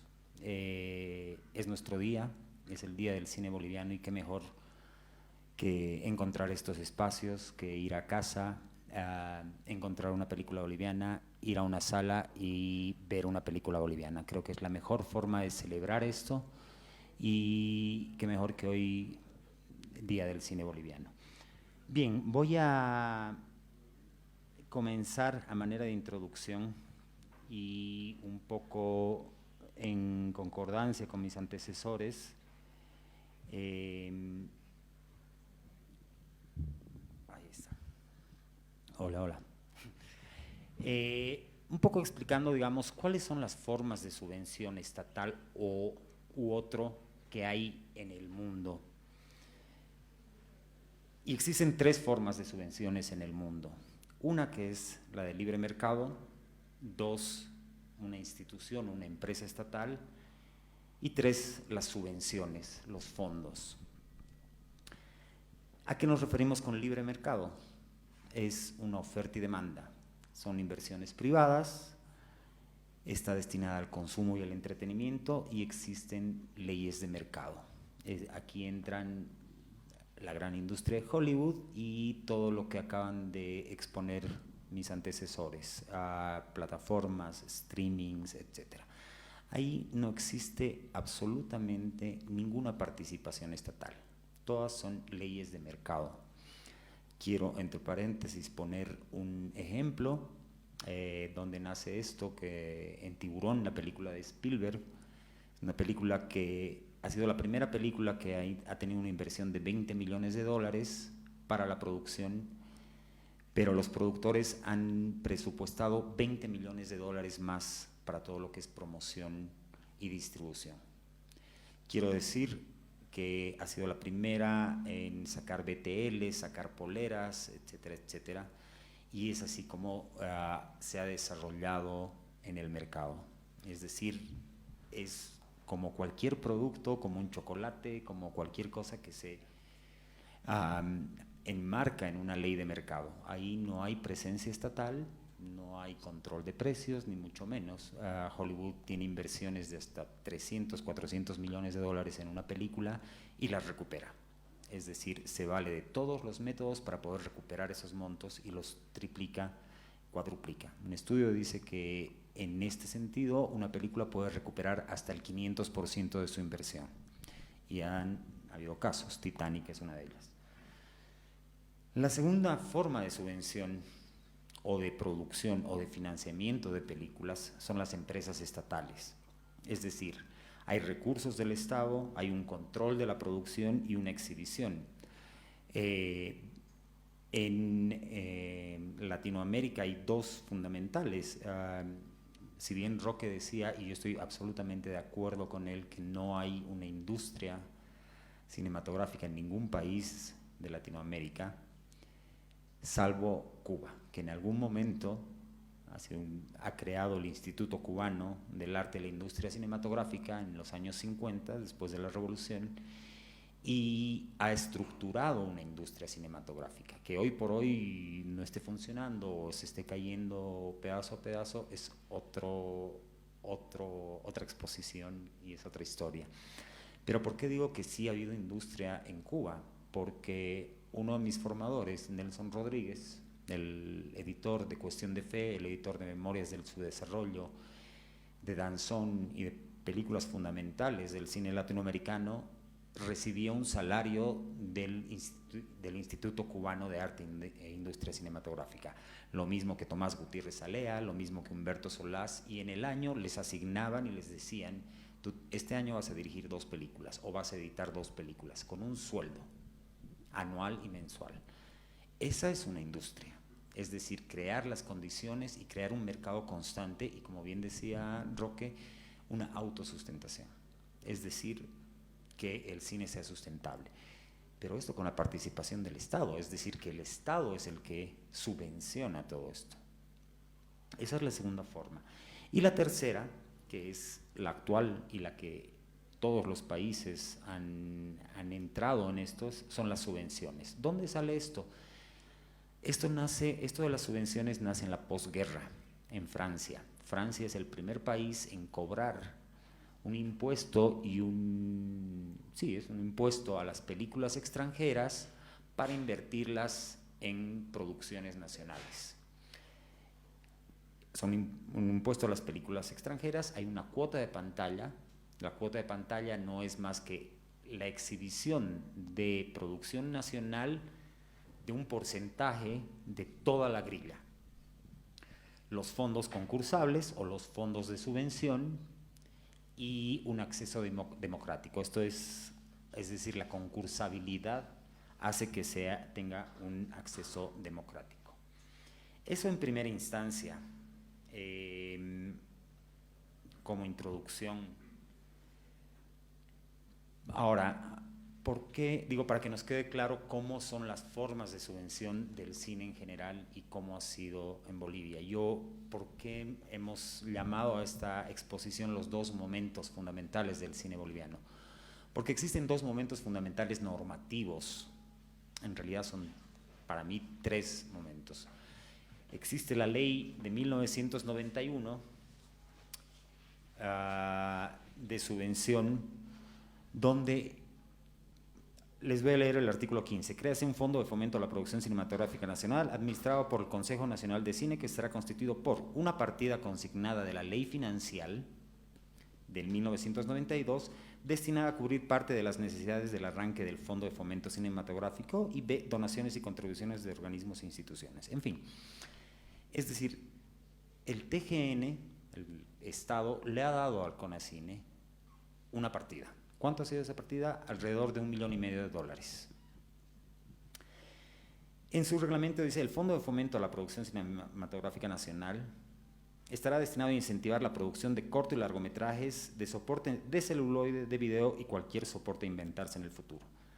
El monto que anualmente CONACINE está a disposición de otorgar a través de este fondo será destinado de acuerdo a los siguientes porcentajes. Es decir, de todo el fondo, el 55% para la producción de largometrajes en celuloide, el 25% para la producción de largometrajes y o series en video, el 15% para la producción de cortometrajes en celuloide y el 5% para la producción de cortometrajes en video. ¿Cuál ha sido el resultado de esto? El resultado ha sido que muchos cineastas, ¿cómo funcionaba? El CONACINE funcionaba como un banco. Ustedes presentaban un proyecto al Consejo Nacional del Cine, la directiva o el secretario o el director ejecutivo decidía si era una producción viable. Se decidían en una reunión, no había transparencia absoluta en ese tipo de decisiones y se destinaban esos montos. Esos montos eran un préstamo que tenían que ser devueltos en 18 meses a partir de la erogación de los montos. ¿Cuál ha sido el resultado de eso? Cineastas que no han devuelto la plata, sencillamente así. ¿Por qué? Porque una película en ese entonces, para filmar en celuloide, tenía un presupuesto mínimo de $300,000. Si atendemos a los datos que nos daba Roque, una película como Jonás y la ballena rosada, 13,000 espectadores, con una asistencia de 13,000 espectadores, suponiendo que en ese entonces al productor le llegaba $1 por espectador, estamos hablando de un retorno de $13,000. ¿Cómo hacemos? Digo, no hay que ser economista para darse cuenta de esto. Si yo invierto $300,000 y recaudo $13,000, no es negocio. Es así como hemos llegado. ¿Cuál ha sido el resultado de eso? Cineastas que han vendido sus departamentos, sus casas, sus autos y todo el patrimonio familiar por cubrir estas deudas. Pero no solo eso, no solo ha sido el perjuicio para los cineastas, sino para las futuras generaciones, porque no hemos tenido acceso a esos fondos. Se ha interrumpido toda esa subvención que era el espíritu de la ley. Ese ha sido el primer momento fundamental. Y hay un momento de paréntesis, hay un momento de sándwiches en los años 2000, principios de los 2000, donde varios cineastas, y me incluyo, hemos decidido y hemos tomado las riendas del asunto apuntando a que una película es exitosa en Bolivia cuando no pierdes plata, cuando no vendes tu departamento, cuando no vendes tu casa, cuando no, no sé cómo decirlo, cuando no vendes tu alma al diablo por hacer una película. Y quiero citar a 3 películas que han tenido ese rumbo: El ascensor, de Tomás Bascopé; Zona Sur, de Juan Carlos Valdivia; y Hospital Obrero. ¿Qué hemos hecho los 3? Ha sido adaptar los guiones para que sean películas baratas. Si se dan cuenta ¿cuál es el común denominador de las 3 películas? Una locación, pocos días de rodaje y cierta estética. Esa ha sido la forma de adaptar desde el guión a la producción, es decir, desde la escritura del guión, pensar en el financiamiento y en la forma de producir una película. Obviamente dividiendo primera etapa de la producción, segunda etapa la edición, que en ese entonces ya podías encerrarte en tu casa con una máquina, una buena máquina, editar tu primer corte y después salir a buscar financiamiento para terminar la postproducción. Es decir, se han diseñado las producciones para que sean eficientes y sean efectivas. Promedio de costo de esas películas, $100,000. Pero además ha entrado lo que es la venta de productos o product placement, es decir, vender a empresas privadas cierto tipo de publicidad. Con eso podías sustentar hasta el 50% de tu producción, ¿no? Entonces, a lo largo de los años ibas sustentando tu producción de manera que no perdías plata, no necesitabas un departamento para producir, etcétera, etcétera, etcétera. Asimismo, así como ha habido esta generación de medio, muchos lo llaman generación sándwich, ha habido el 2019 algo fundamental en Bolivia, que está marcando ahora el destino del cine boliviano, que se llama el Programa de Intervenciones Urbanas. Esto se ha debido a una voluntad política, a una gestión de un ministerio que no era el de Culturas, no tenía nada que ver con Culturas, y era el Ministerio de Planificación. Hoy por hoy, los que hemos trabajado en el Programa de Intervenciones Urbanas, llegamos a la conclusión de que si no se ejecutaba en el Ministerio de Planificación, esos recursos nunca se hubieran hecho, no hubiera habido UTAMA, no hubiera habido el Gran Movimiento, no hubiera habido Cuidando al Sol, no hubiera habido nada de eso. ¿Por qué? Por una simple voluntad de gestión y por un entendimiento de cómo funciona la cultura y el arte, lo que en Latinoamérica se llama economía naranja o industrias creativas. Esa es la parte del medio. El 2018, fines del 2018, después de 11, 12 años de reuniones, congresos, demandas, sale finalmente la ley, la famosa ley 1134, que es la actual ley del cine. Voy a exponer ahora un poco lo que es la de cine.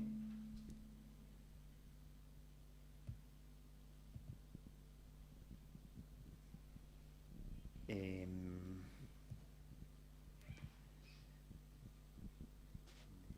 ratito, hace tiempo que no manejo una compu, me he alejado de la isla de edición y ya no sé dónde va todo. Bueno, lo voy a exponer así. Rápidamente, la Agencia de Desarrollo del Cine y Audiovisual Boliviano, es decir, ha promulgado la ley 1134, donde se establecen las políticas. ¿Cuál es la misión de ADECINE? Es una institución pública descentralizada de derecho público. Ahí está, ahí aparece. Ahí está.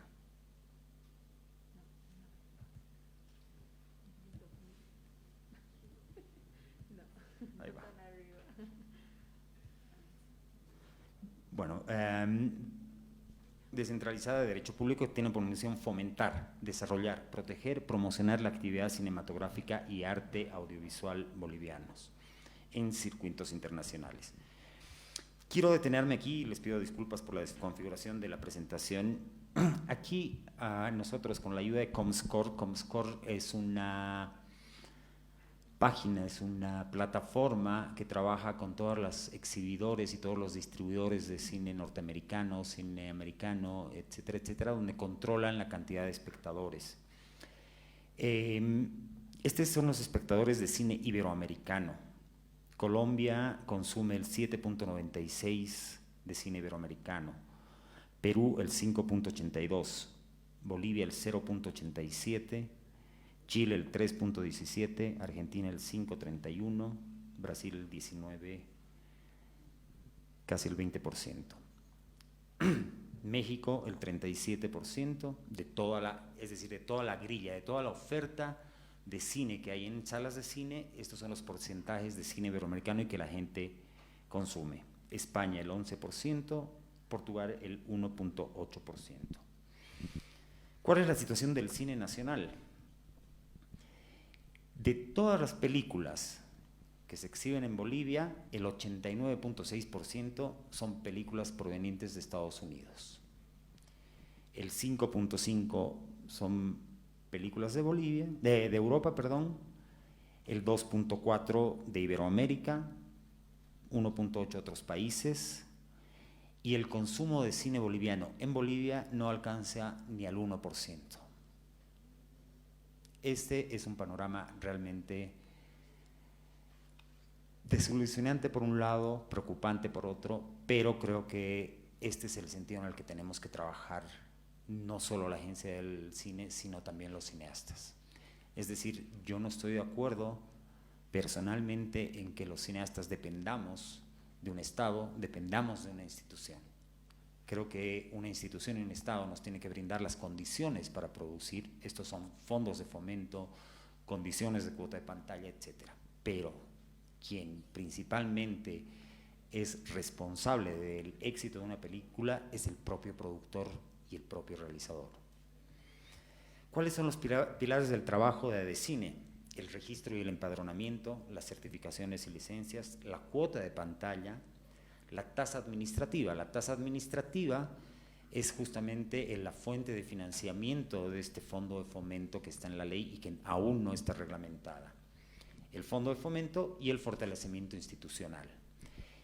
Es decir, estos son los pilares de trabajo que hemos establecido desde el 2021, después de todos los problemas que expuso Andrés, después del cierre del Ministerio de Culturas, después de la pandemia, en fin, y hemos establecido estos pilares de trabajo.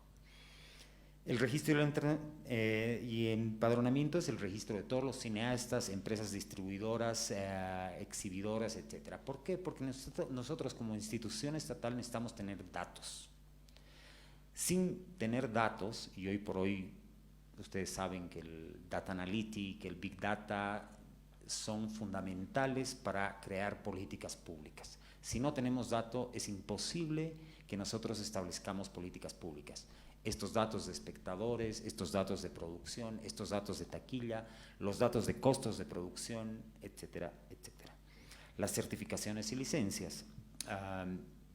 Tener registrado todas las producciones que se hacen en Bolivia con y o sin participación del Estado, películas extranjeras, películas que se vienen a producir en Bolivia y que no se ven en Bolivia, o que tienen otros sistemas. La Reina del Sur el año pasado ha sido fundamental. La Reina del Sur ha dejado una inversión de aproximadamente $1 millón de dólares en Bolivia durante 2 semanas de filmación. Se han contratado una cantidad de técnicos, artistas, etcétera, ha generado empleos, ha generado servicios, es decir, muchos beneficios, no solo para el cine, sino para el Estado en general. Pero nosotros tenemos el deber y la obligación de certificar y registrar las películas bolivianas. La cuota de pantalla, que es lo que les decía, es el porcentaje de cine boliviano. Esto tiene que estar normado, pero no solamente como un porcentaje de exhibición, sino también en horarios. ¿Cuál es el problema que tienen o tenemos los cineastas? Me duele hablar en segunda persona. ¿Cuál es el problema que tienen los cineastas? Que los exhibidores ponen las películas en la primera semana, muy bien. En esa primera semana el 70% de la taquilla va al distribuidor o al exhibidor y solo el 30% al productor. La segunda semana 50% y 50%. Pero ¿qué es lo que pasa en la segunda semana? Cambian los horarios a las películas bolivianas. Te ponen a la 1 de la tarde, a las 4:15 de la tarde, donde realmente no hay un público masivo. Entonces, esa regulación de cuota de pantalla es la que tenemos que hacer nosotros a partir del reglamento. Por otro lado, la cuota de pantalla de trailers, es decir, en una película exitosa, nosotros necesitamos que pongan los trailers de las películas bolivianas para que el público esté enterado de que hay películas bolivianas. Personalmente yo me voy cruzando con amigos y dicen, pero ¿qué película es esa? ¿Que dónde está? ¿Que dónde? ¿Que tiene? No, o sea, es decir, las películas bolivianas llegan solo a círculos de gente que sigue el cine boliviano.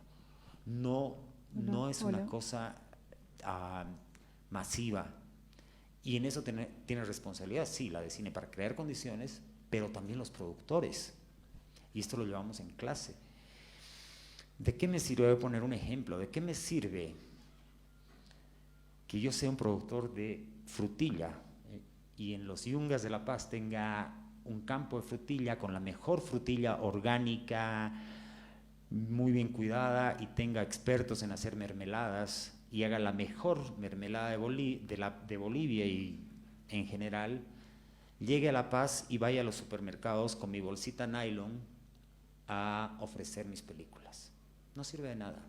Todo ese proceso de producción y el esfuerzo de producción no tiene sentido si no me ocupo de distribuir mi película, mi producto. Y esto tiene que quedar claro. Eso es una responsabilidad de una agencia estatal para crear las condiciones, regulación de precios, etcétera, etcétera, pero sobre todo del productor.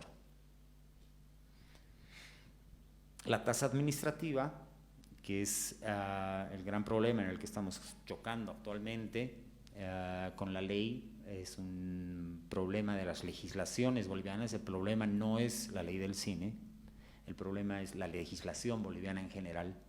Es muy complicado y no está abierta para este tipo de cosas, legislaciones de cultura, deportes y otras cosas que te permitan desarrollar esto.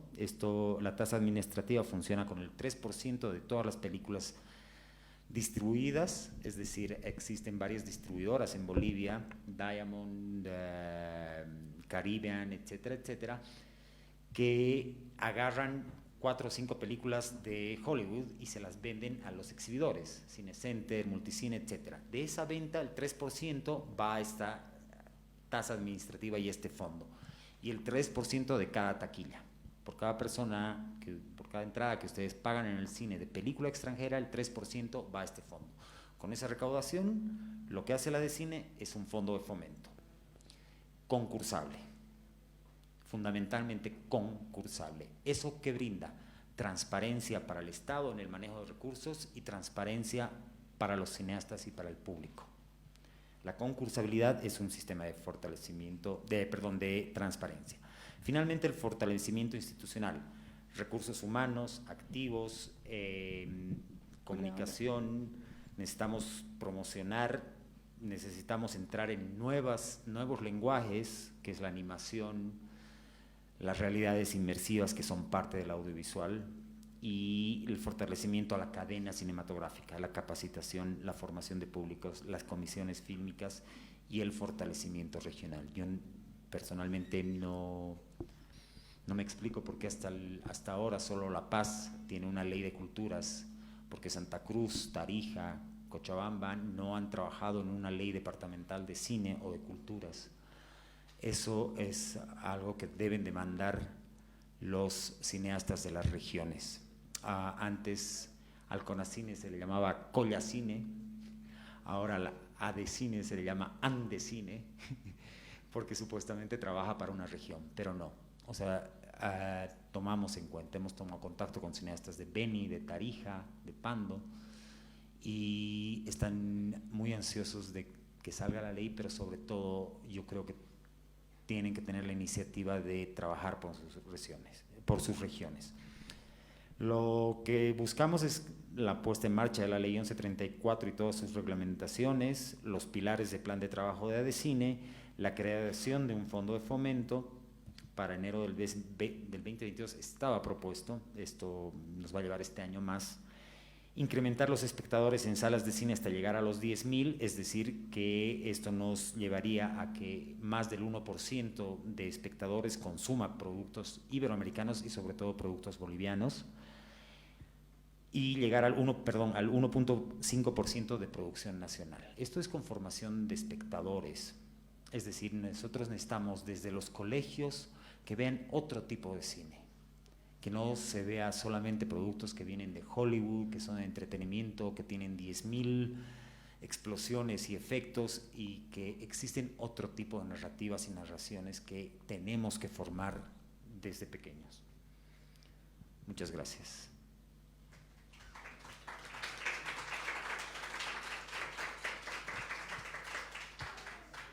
Muchas gracias, Germán, por esa exposición tan detallada del organigrama en el que se maneja y trabaja el ADCine.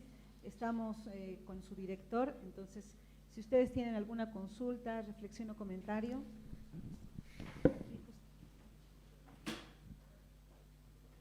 Por favor, tu nombre y tu consulta. ¿Qué tal, Germán? Buenas noches. Buenas noches. Te habla Diego Chacón. Tú has hablado mucho del fomento al arte, al cine, pero ¿qué hay de los nuevos directores, los nuevos productores, los nuevos actores? Te digo esto, ¿por qué? Porque es algo personal que me ha pasado. Con estudiantes de la Católica, de la UPB, de Udabol y de San Andrés, nos reunimos e hicimos un largometraje de 1 hora 50 minutos. Hasta ahí nos alcanzó el dinero. Pero vamos a hablar con los productores de nombre, voy a entrecomillar porque el nombre aquí es local nada más, y no hay apoyo. A la hora de ir, por ejemplo, la única que me ha contestado es Carla Ortiz. Carla Ortiz es una actriz, productora, pero ella me dice, no puedo hacer más nada. ¿Cómo es la historia? ¿De qué trata? ¿Qué me vende? ¿Qué no vende? Y ahí me voy. Yo creo que si bien hay una ley que se quiere tratar, que se quiere hacer, que se quiere fomentar, también debe haber algo que pueda apoyar a la nueva camada. Porque el anterior exponente decía, y tú lo has escuchado, vamos a formar nuevos productores siendo pasantes. ¿A cuántos pasantes hoy les han dicho vas a ser director de un corto de 1 minuto 30? Te digo esto porque está pasando, ha pasado y no nos vamos a quejar, pero al final no hay nada práctico como tal. Entonces mi consulta son 2. Primero, la primera es, ¿qué argumentos hoy tenemos para que el cine sea internacional? Porque este argumento es válido porque hay pocas películas que han sido valoradas y han sido nombradas en otros festivales. Y el segundo, ¿qué hacemos para aportar con los nuevos talentos que hay? Yo hoy por hoy, por ejemplo, yo ya me siento viejo, pero ¿qué tal con los chicos que están en su primer año y quieren hacer su primer corto, su primer largometraje? ¿Qué hay de ellos? ¿Cómo aportamos con los nuevos talentos? Porque como te digo, de querer formarlos y querer mostrar algo a la gente, hay. La cuestión es el apoyo. Lo que tú has dicho que es fundamental, el monetario. ¿Qué hacemos con eso? Muchas gracias. Gracias por la pregunta. A ver, primero, ¿cómo internacionalizar el cine boliviano? Repito, el Estado y la Agencia del Cine tienen la misión de crear las condiciones. ¿Qué significa crear condiciones? Hacer básicamente convenios con otros países para buscar otros mercados. El 2021 y el 2022 hemos trabajado en estos convenios.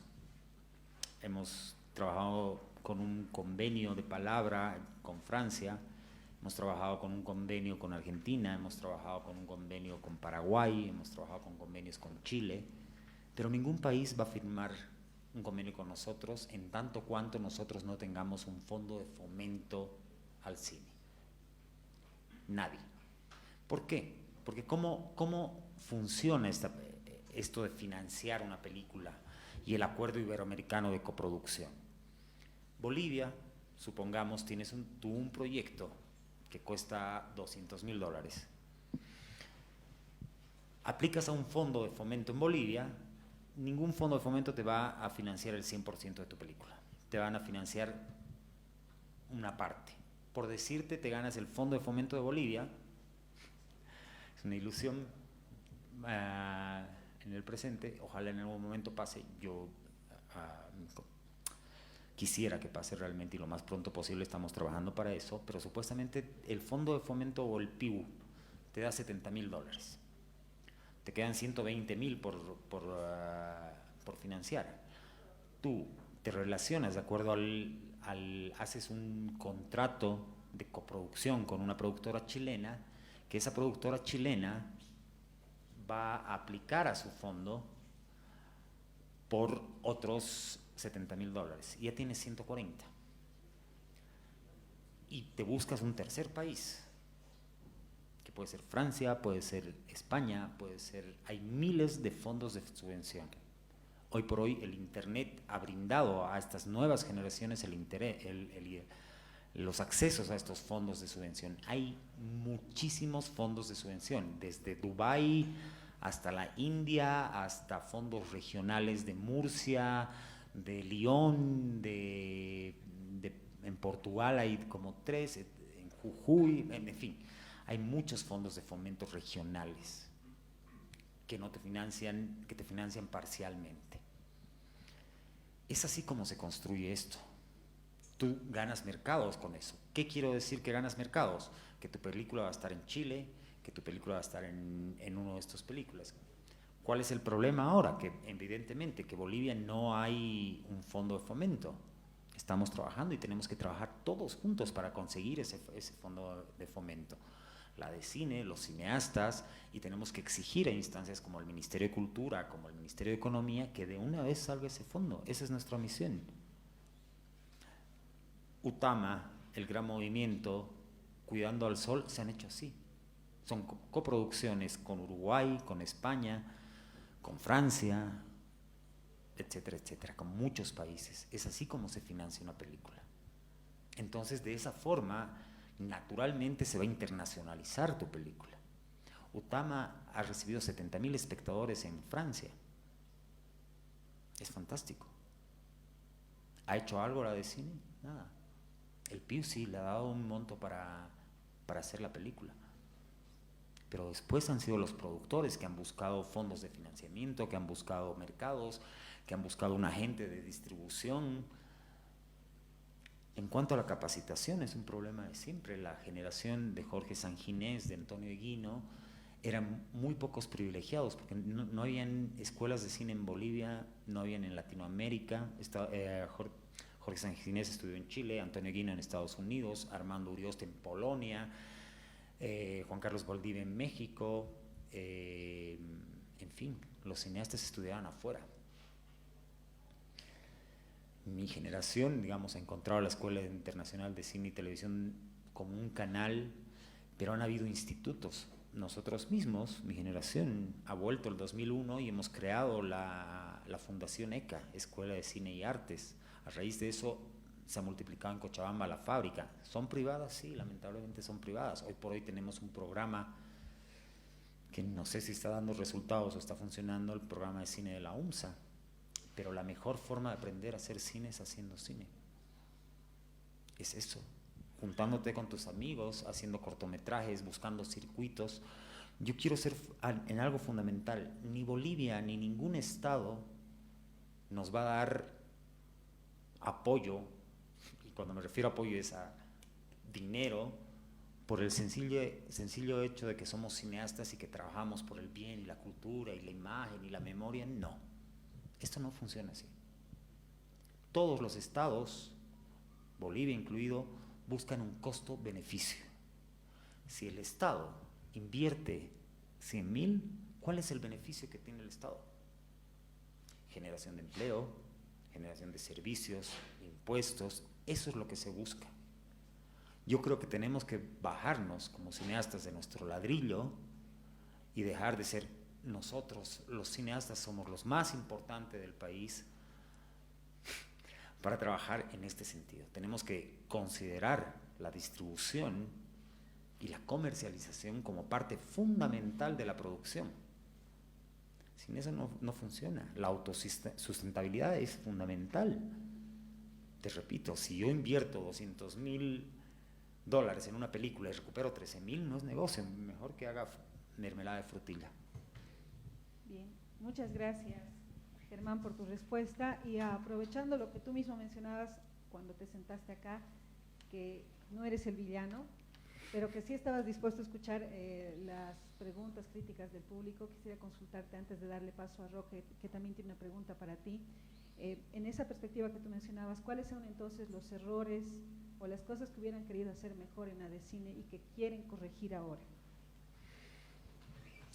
Básicamente nosotros hemos tenido 2 años de hacer un trabajo técnico. Es decir, la ADECINE es una institución técnica, no es política. Y nosotros nos hemos adscrito en ese camino. Es decir, existe en Bolivia una especie de gran hermano, que es la Unidad de Análisis y Políticas Económicas y Sociales, donde se aprueban todas las leyes. Toda ley, toda normativa, todo, absolutamente todo, pasa por esta institución. ¿Qué hace esta institución? Cruzar con otros ministerios y cruzar con otras leyes. Ley de propiedad intelectual, ley de, en fin, todas las leyes que inmiscuyen a una normativa. Nosotros hemos trabajado con UDAPE, hemos tratado de reglamentar la ley el 2021, apenas hemos asumido la agencia de cine, hemos hecho un reglamento, lo hemos compartido con lo que era lo que es la coordinadora del audiovisual boliviano, donde se aglutinan a todos los gremios regionales y de oficios, mejor dicho. Hemos compartido, hemos socializado, hemos compatibilizado con algunas sugerencias. Obviamente nosotros como ADECINE somos una institución estatal, tenemos que velar las normativas estatales, no podemos transgredir esas normativas. Entonces, hemos trabajado ese reglamento, lo hemos presentado y nos han dicho que el artículo 17 tenía una contradicción. ¿Por qué? Porque había un tecnicismo absolutamente jurídico. Que la base imponible, que los totales, es decir, nosotros no podemos cobrar por encima del IVA y el IT, es decir, impuestos que el Estado cobra. Entonces, hemos reformado, hemos trabajado eso, hemos hecho una modificación de la ley y ahora estamos tratando de negociar con otras instancias. ¿Qué es lo que nos toca hacer? Tener una voluntad tanto de cineastas como de autoridades de sacar adelante esto. Es decir, los cineastas tenemos que demostrar al Estado que este es un mercado que sí vale la pena. Es decir, que generamos empleos. En el PIU se han fomentado 21 películas en producción y coproducción. 21 películas. Eso ha significado alrededor de 6.000 empleos directos, técnicos, actores, gente especializada en cine. 6.000 empleos directos, pero además empleos indirectos, servicios, hospedaje, transportes, telecomunicaciones, hidrocarburos. Si nosotros vemos desde esa perspectiva la producción del cine boliviano, por supuesto que estamos contribuyendo a la economía del país. No somos, perdón la palabra, no somos unos hipicitos que apretan rec y filman sus locuras. No, este es un trabajo serio y un negocio serio. Y como tal tiene que tener un tratamiento serio. Pero el corazón de esto somos nosotros los cineastas. Tenemos que plantear así los proyectos, con la seriedad que se merece. Gracias, Germán, por tu respuesta. Vamos a cerrar ya porque estamos al límite del tiempo con una consulta que es de Roque González, por favor.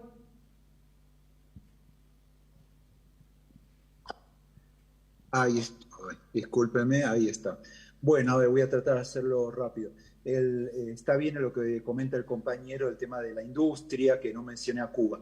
Sí, es cierto, el Estado estuvo muy presente, pero también en toda mi exposición busqué definir bien que no lo que en la respuesta que había hecho al finalizar mi exposición, no me refería a un Estado controlador, una cuestión totalmente dirigida, no, por eso enfaticé en que debemos reapropiarnos del Estado. En el caso de Cuba, si bien el Estado estaba muy presente y te pagaba tu sueldo como profesor, como cineasta, como guionista, etcétera, fue como una cuestión, como unas muletas, digamos, ¿no? Y en general una industria que es autosustentable, como bien dice, discúlpame compañero, el último expositor, no me recuerdo tu nombre, debe generar condiciones, ¿sí? y justamente con esas muletas solas, el cine cubano no circuló de una manera tan importante como lo hizo el cine argentino, sobre todo en la década del 30, que era, digamos, en casi toda Latinoamérica se conocía el Star System, quiénes eran los actores, actrices de moda, con quienes se casaban, la revista de Chimento, etc.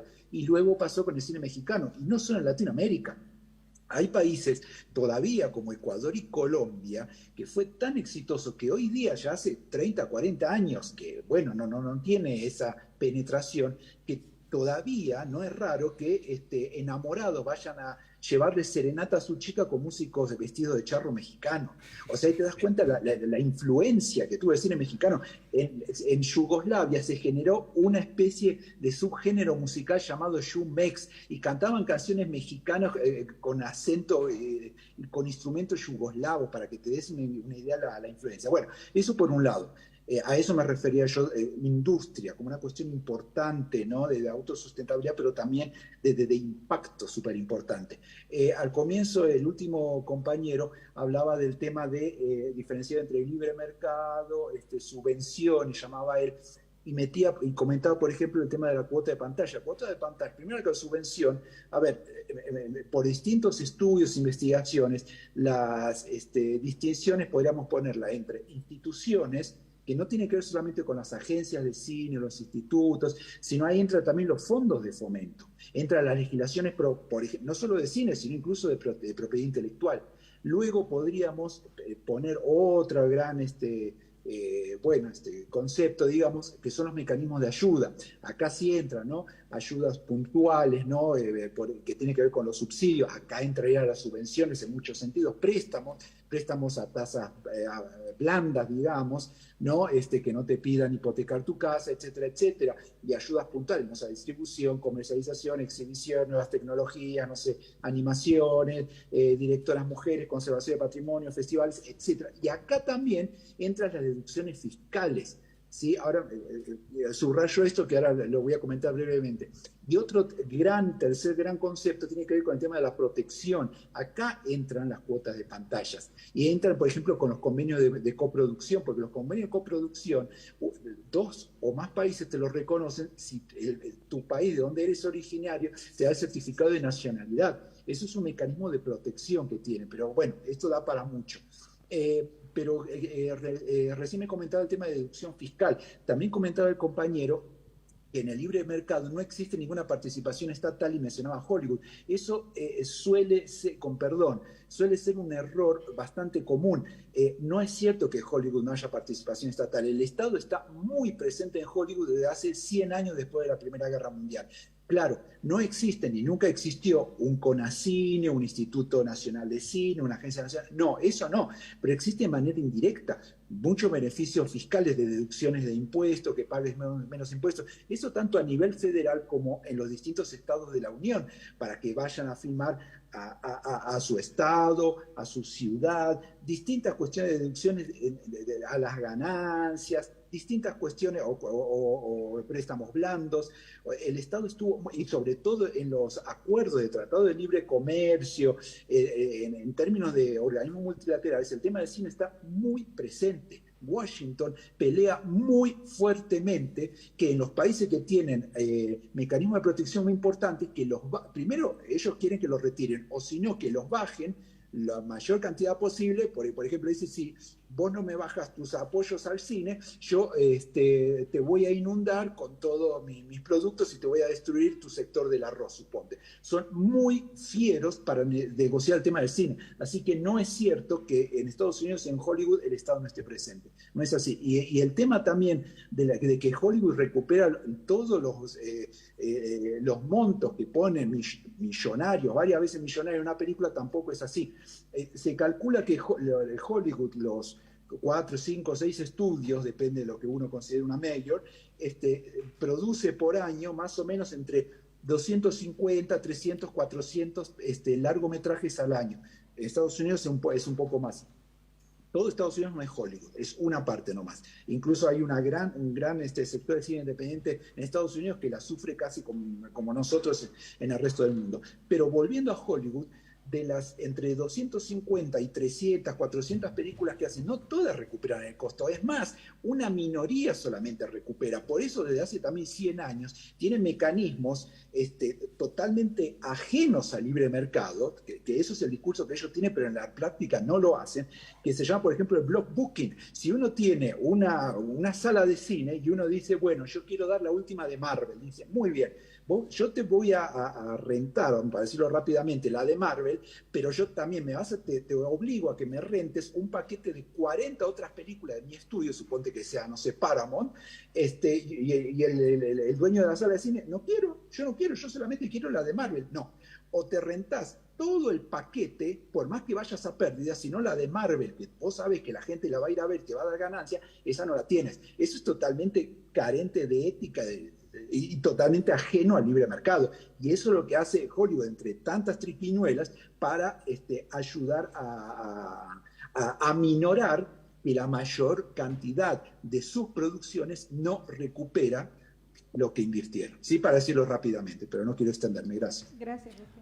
Bien, muchas gracias. Yo le agradezco a Roque. Yo les invito a leer un libro que se llama El Poder Blando, que es en realidad la gran política de Estados Unidos. En la ley de cine o en las normativas de Estados Unidos dicen que por cada mención a Estados Unidos tiene que aparecer 4 veces la bandera de Estados Unidos. Es por eso que en las películas vemos banderas por todo lado, ¿no? Es parte de la política, evidentemente, como dice Roque, de la política estatal, ¿no? Yo quiero agradecerle personalmente a Roque, a Andrés, por esta linda mesa. Creo que da mucho para hablar los sistemas de financiamiento, los sistemas de circulación, cómo hacer una película sin fijarse solamente en el rodaje y en la sala de edición, sino todas estas cosas que circundan y que son fundamentales para desarrollar el cine y que realmente podamos nosotros como realizadores poder hacer películas, ¿no? Quiero expresar mi agradecimiento muy profundo a Mari Carmen y a Imagen Docs.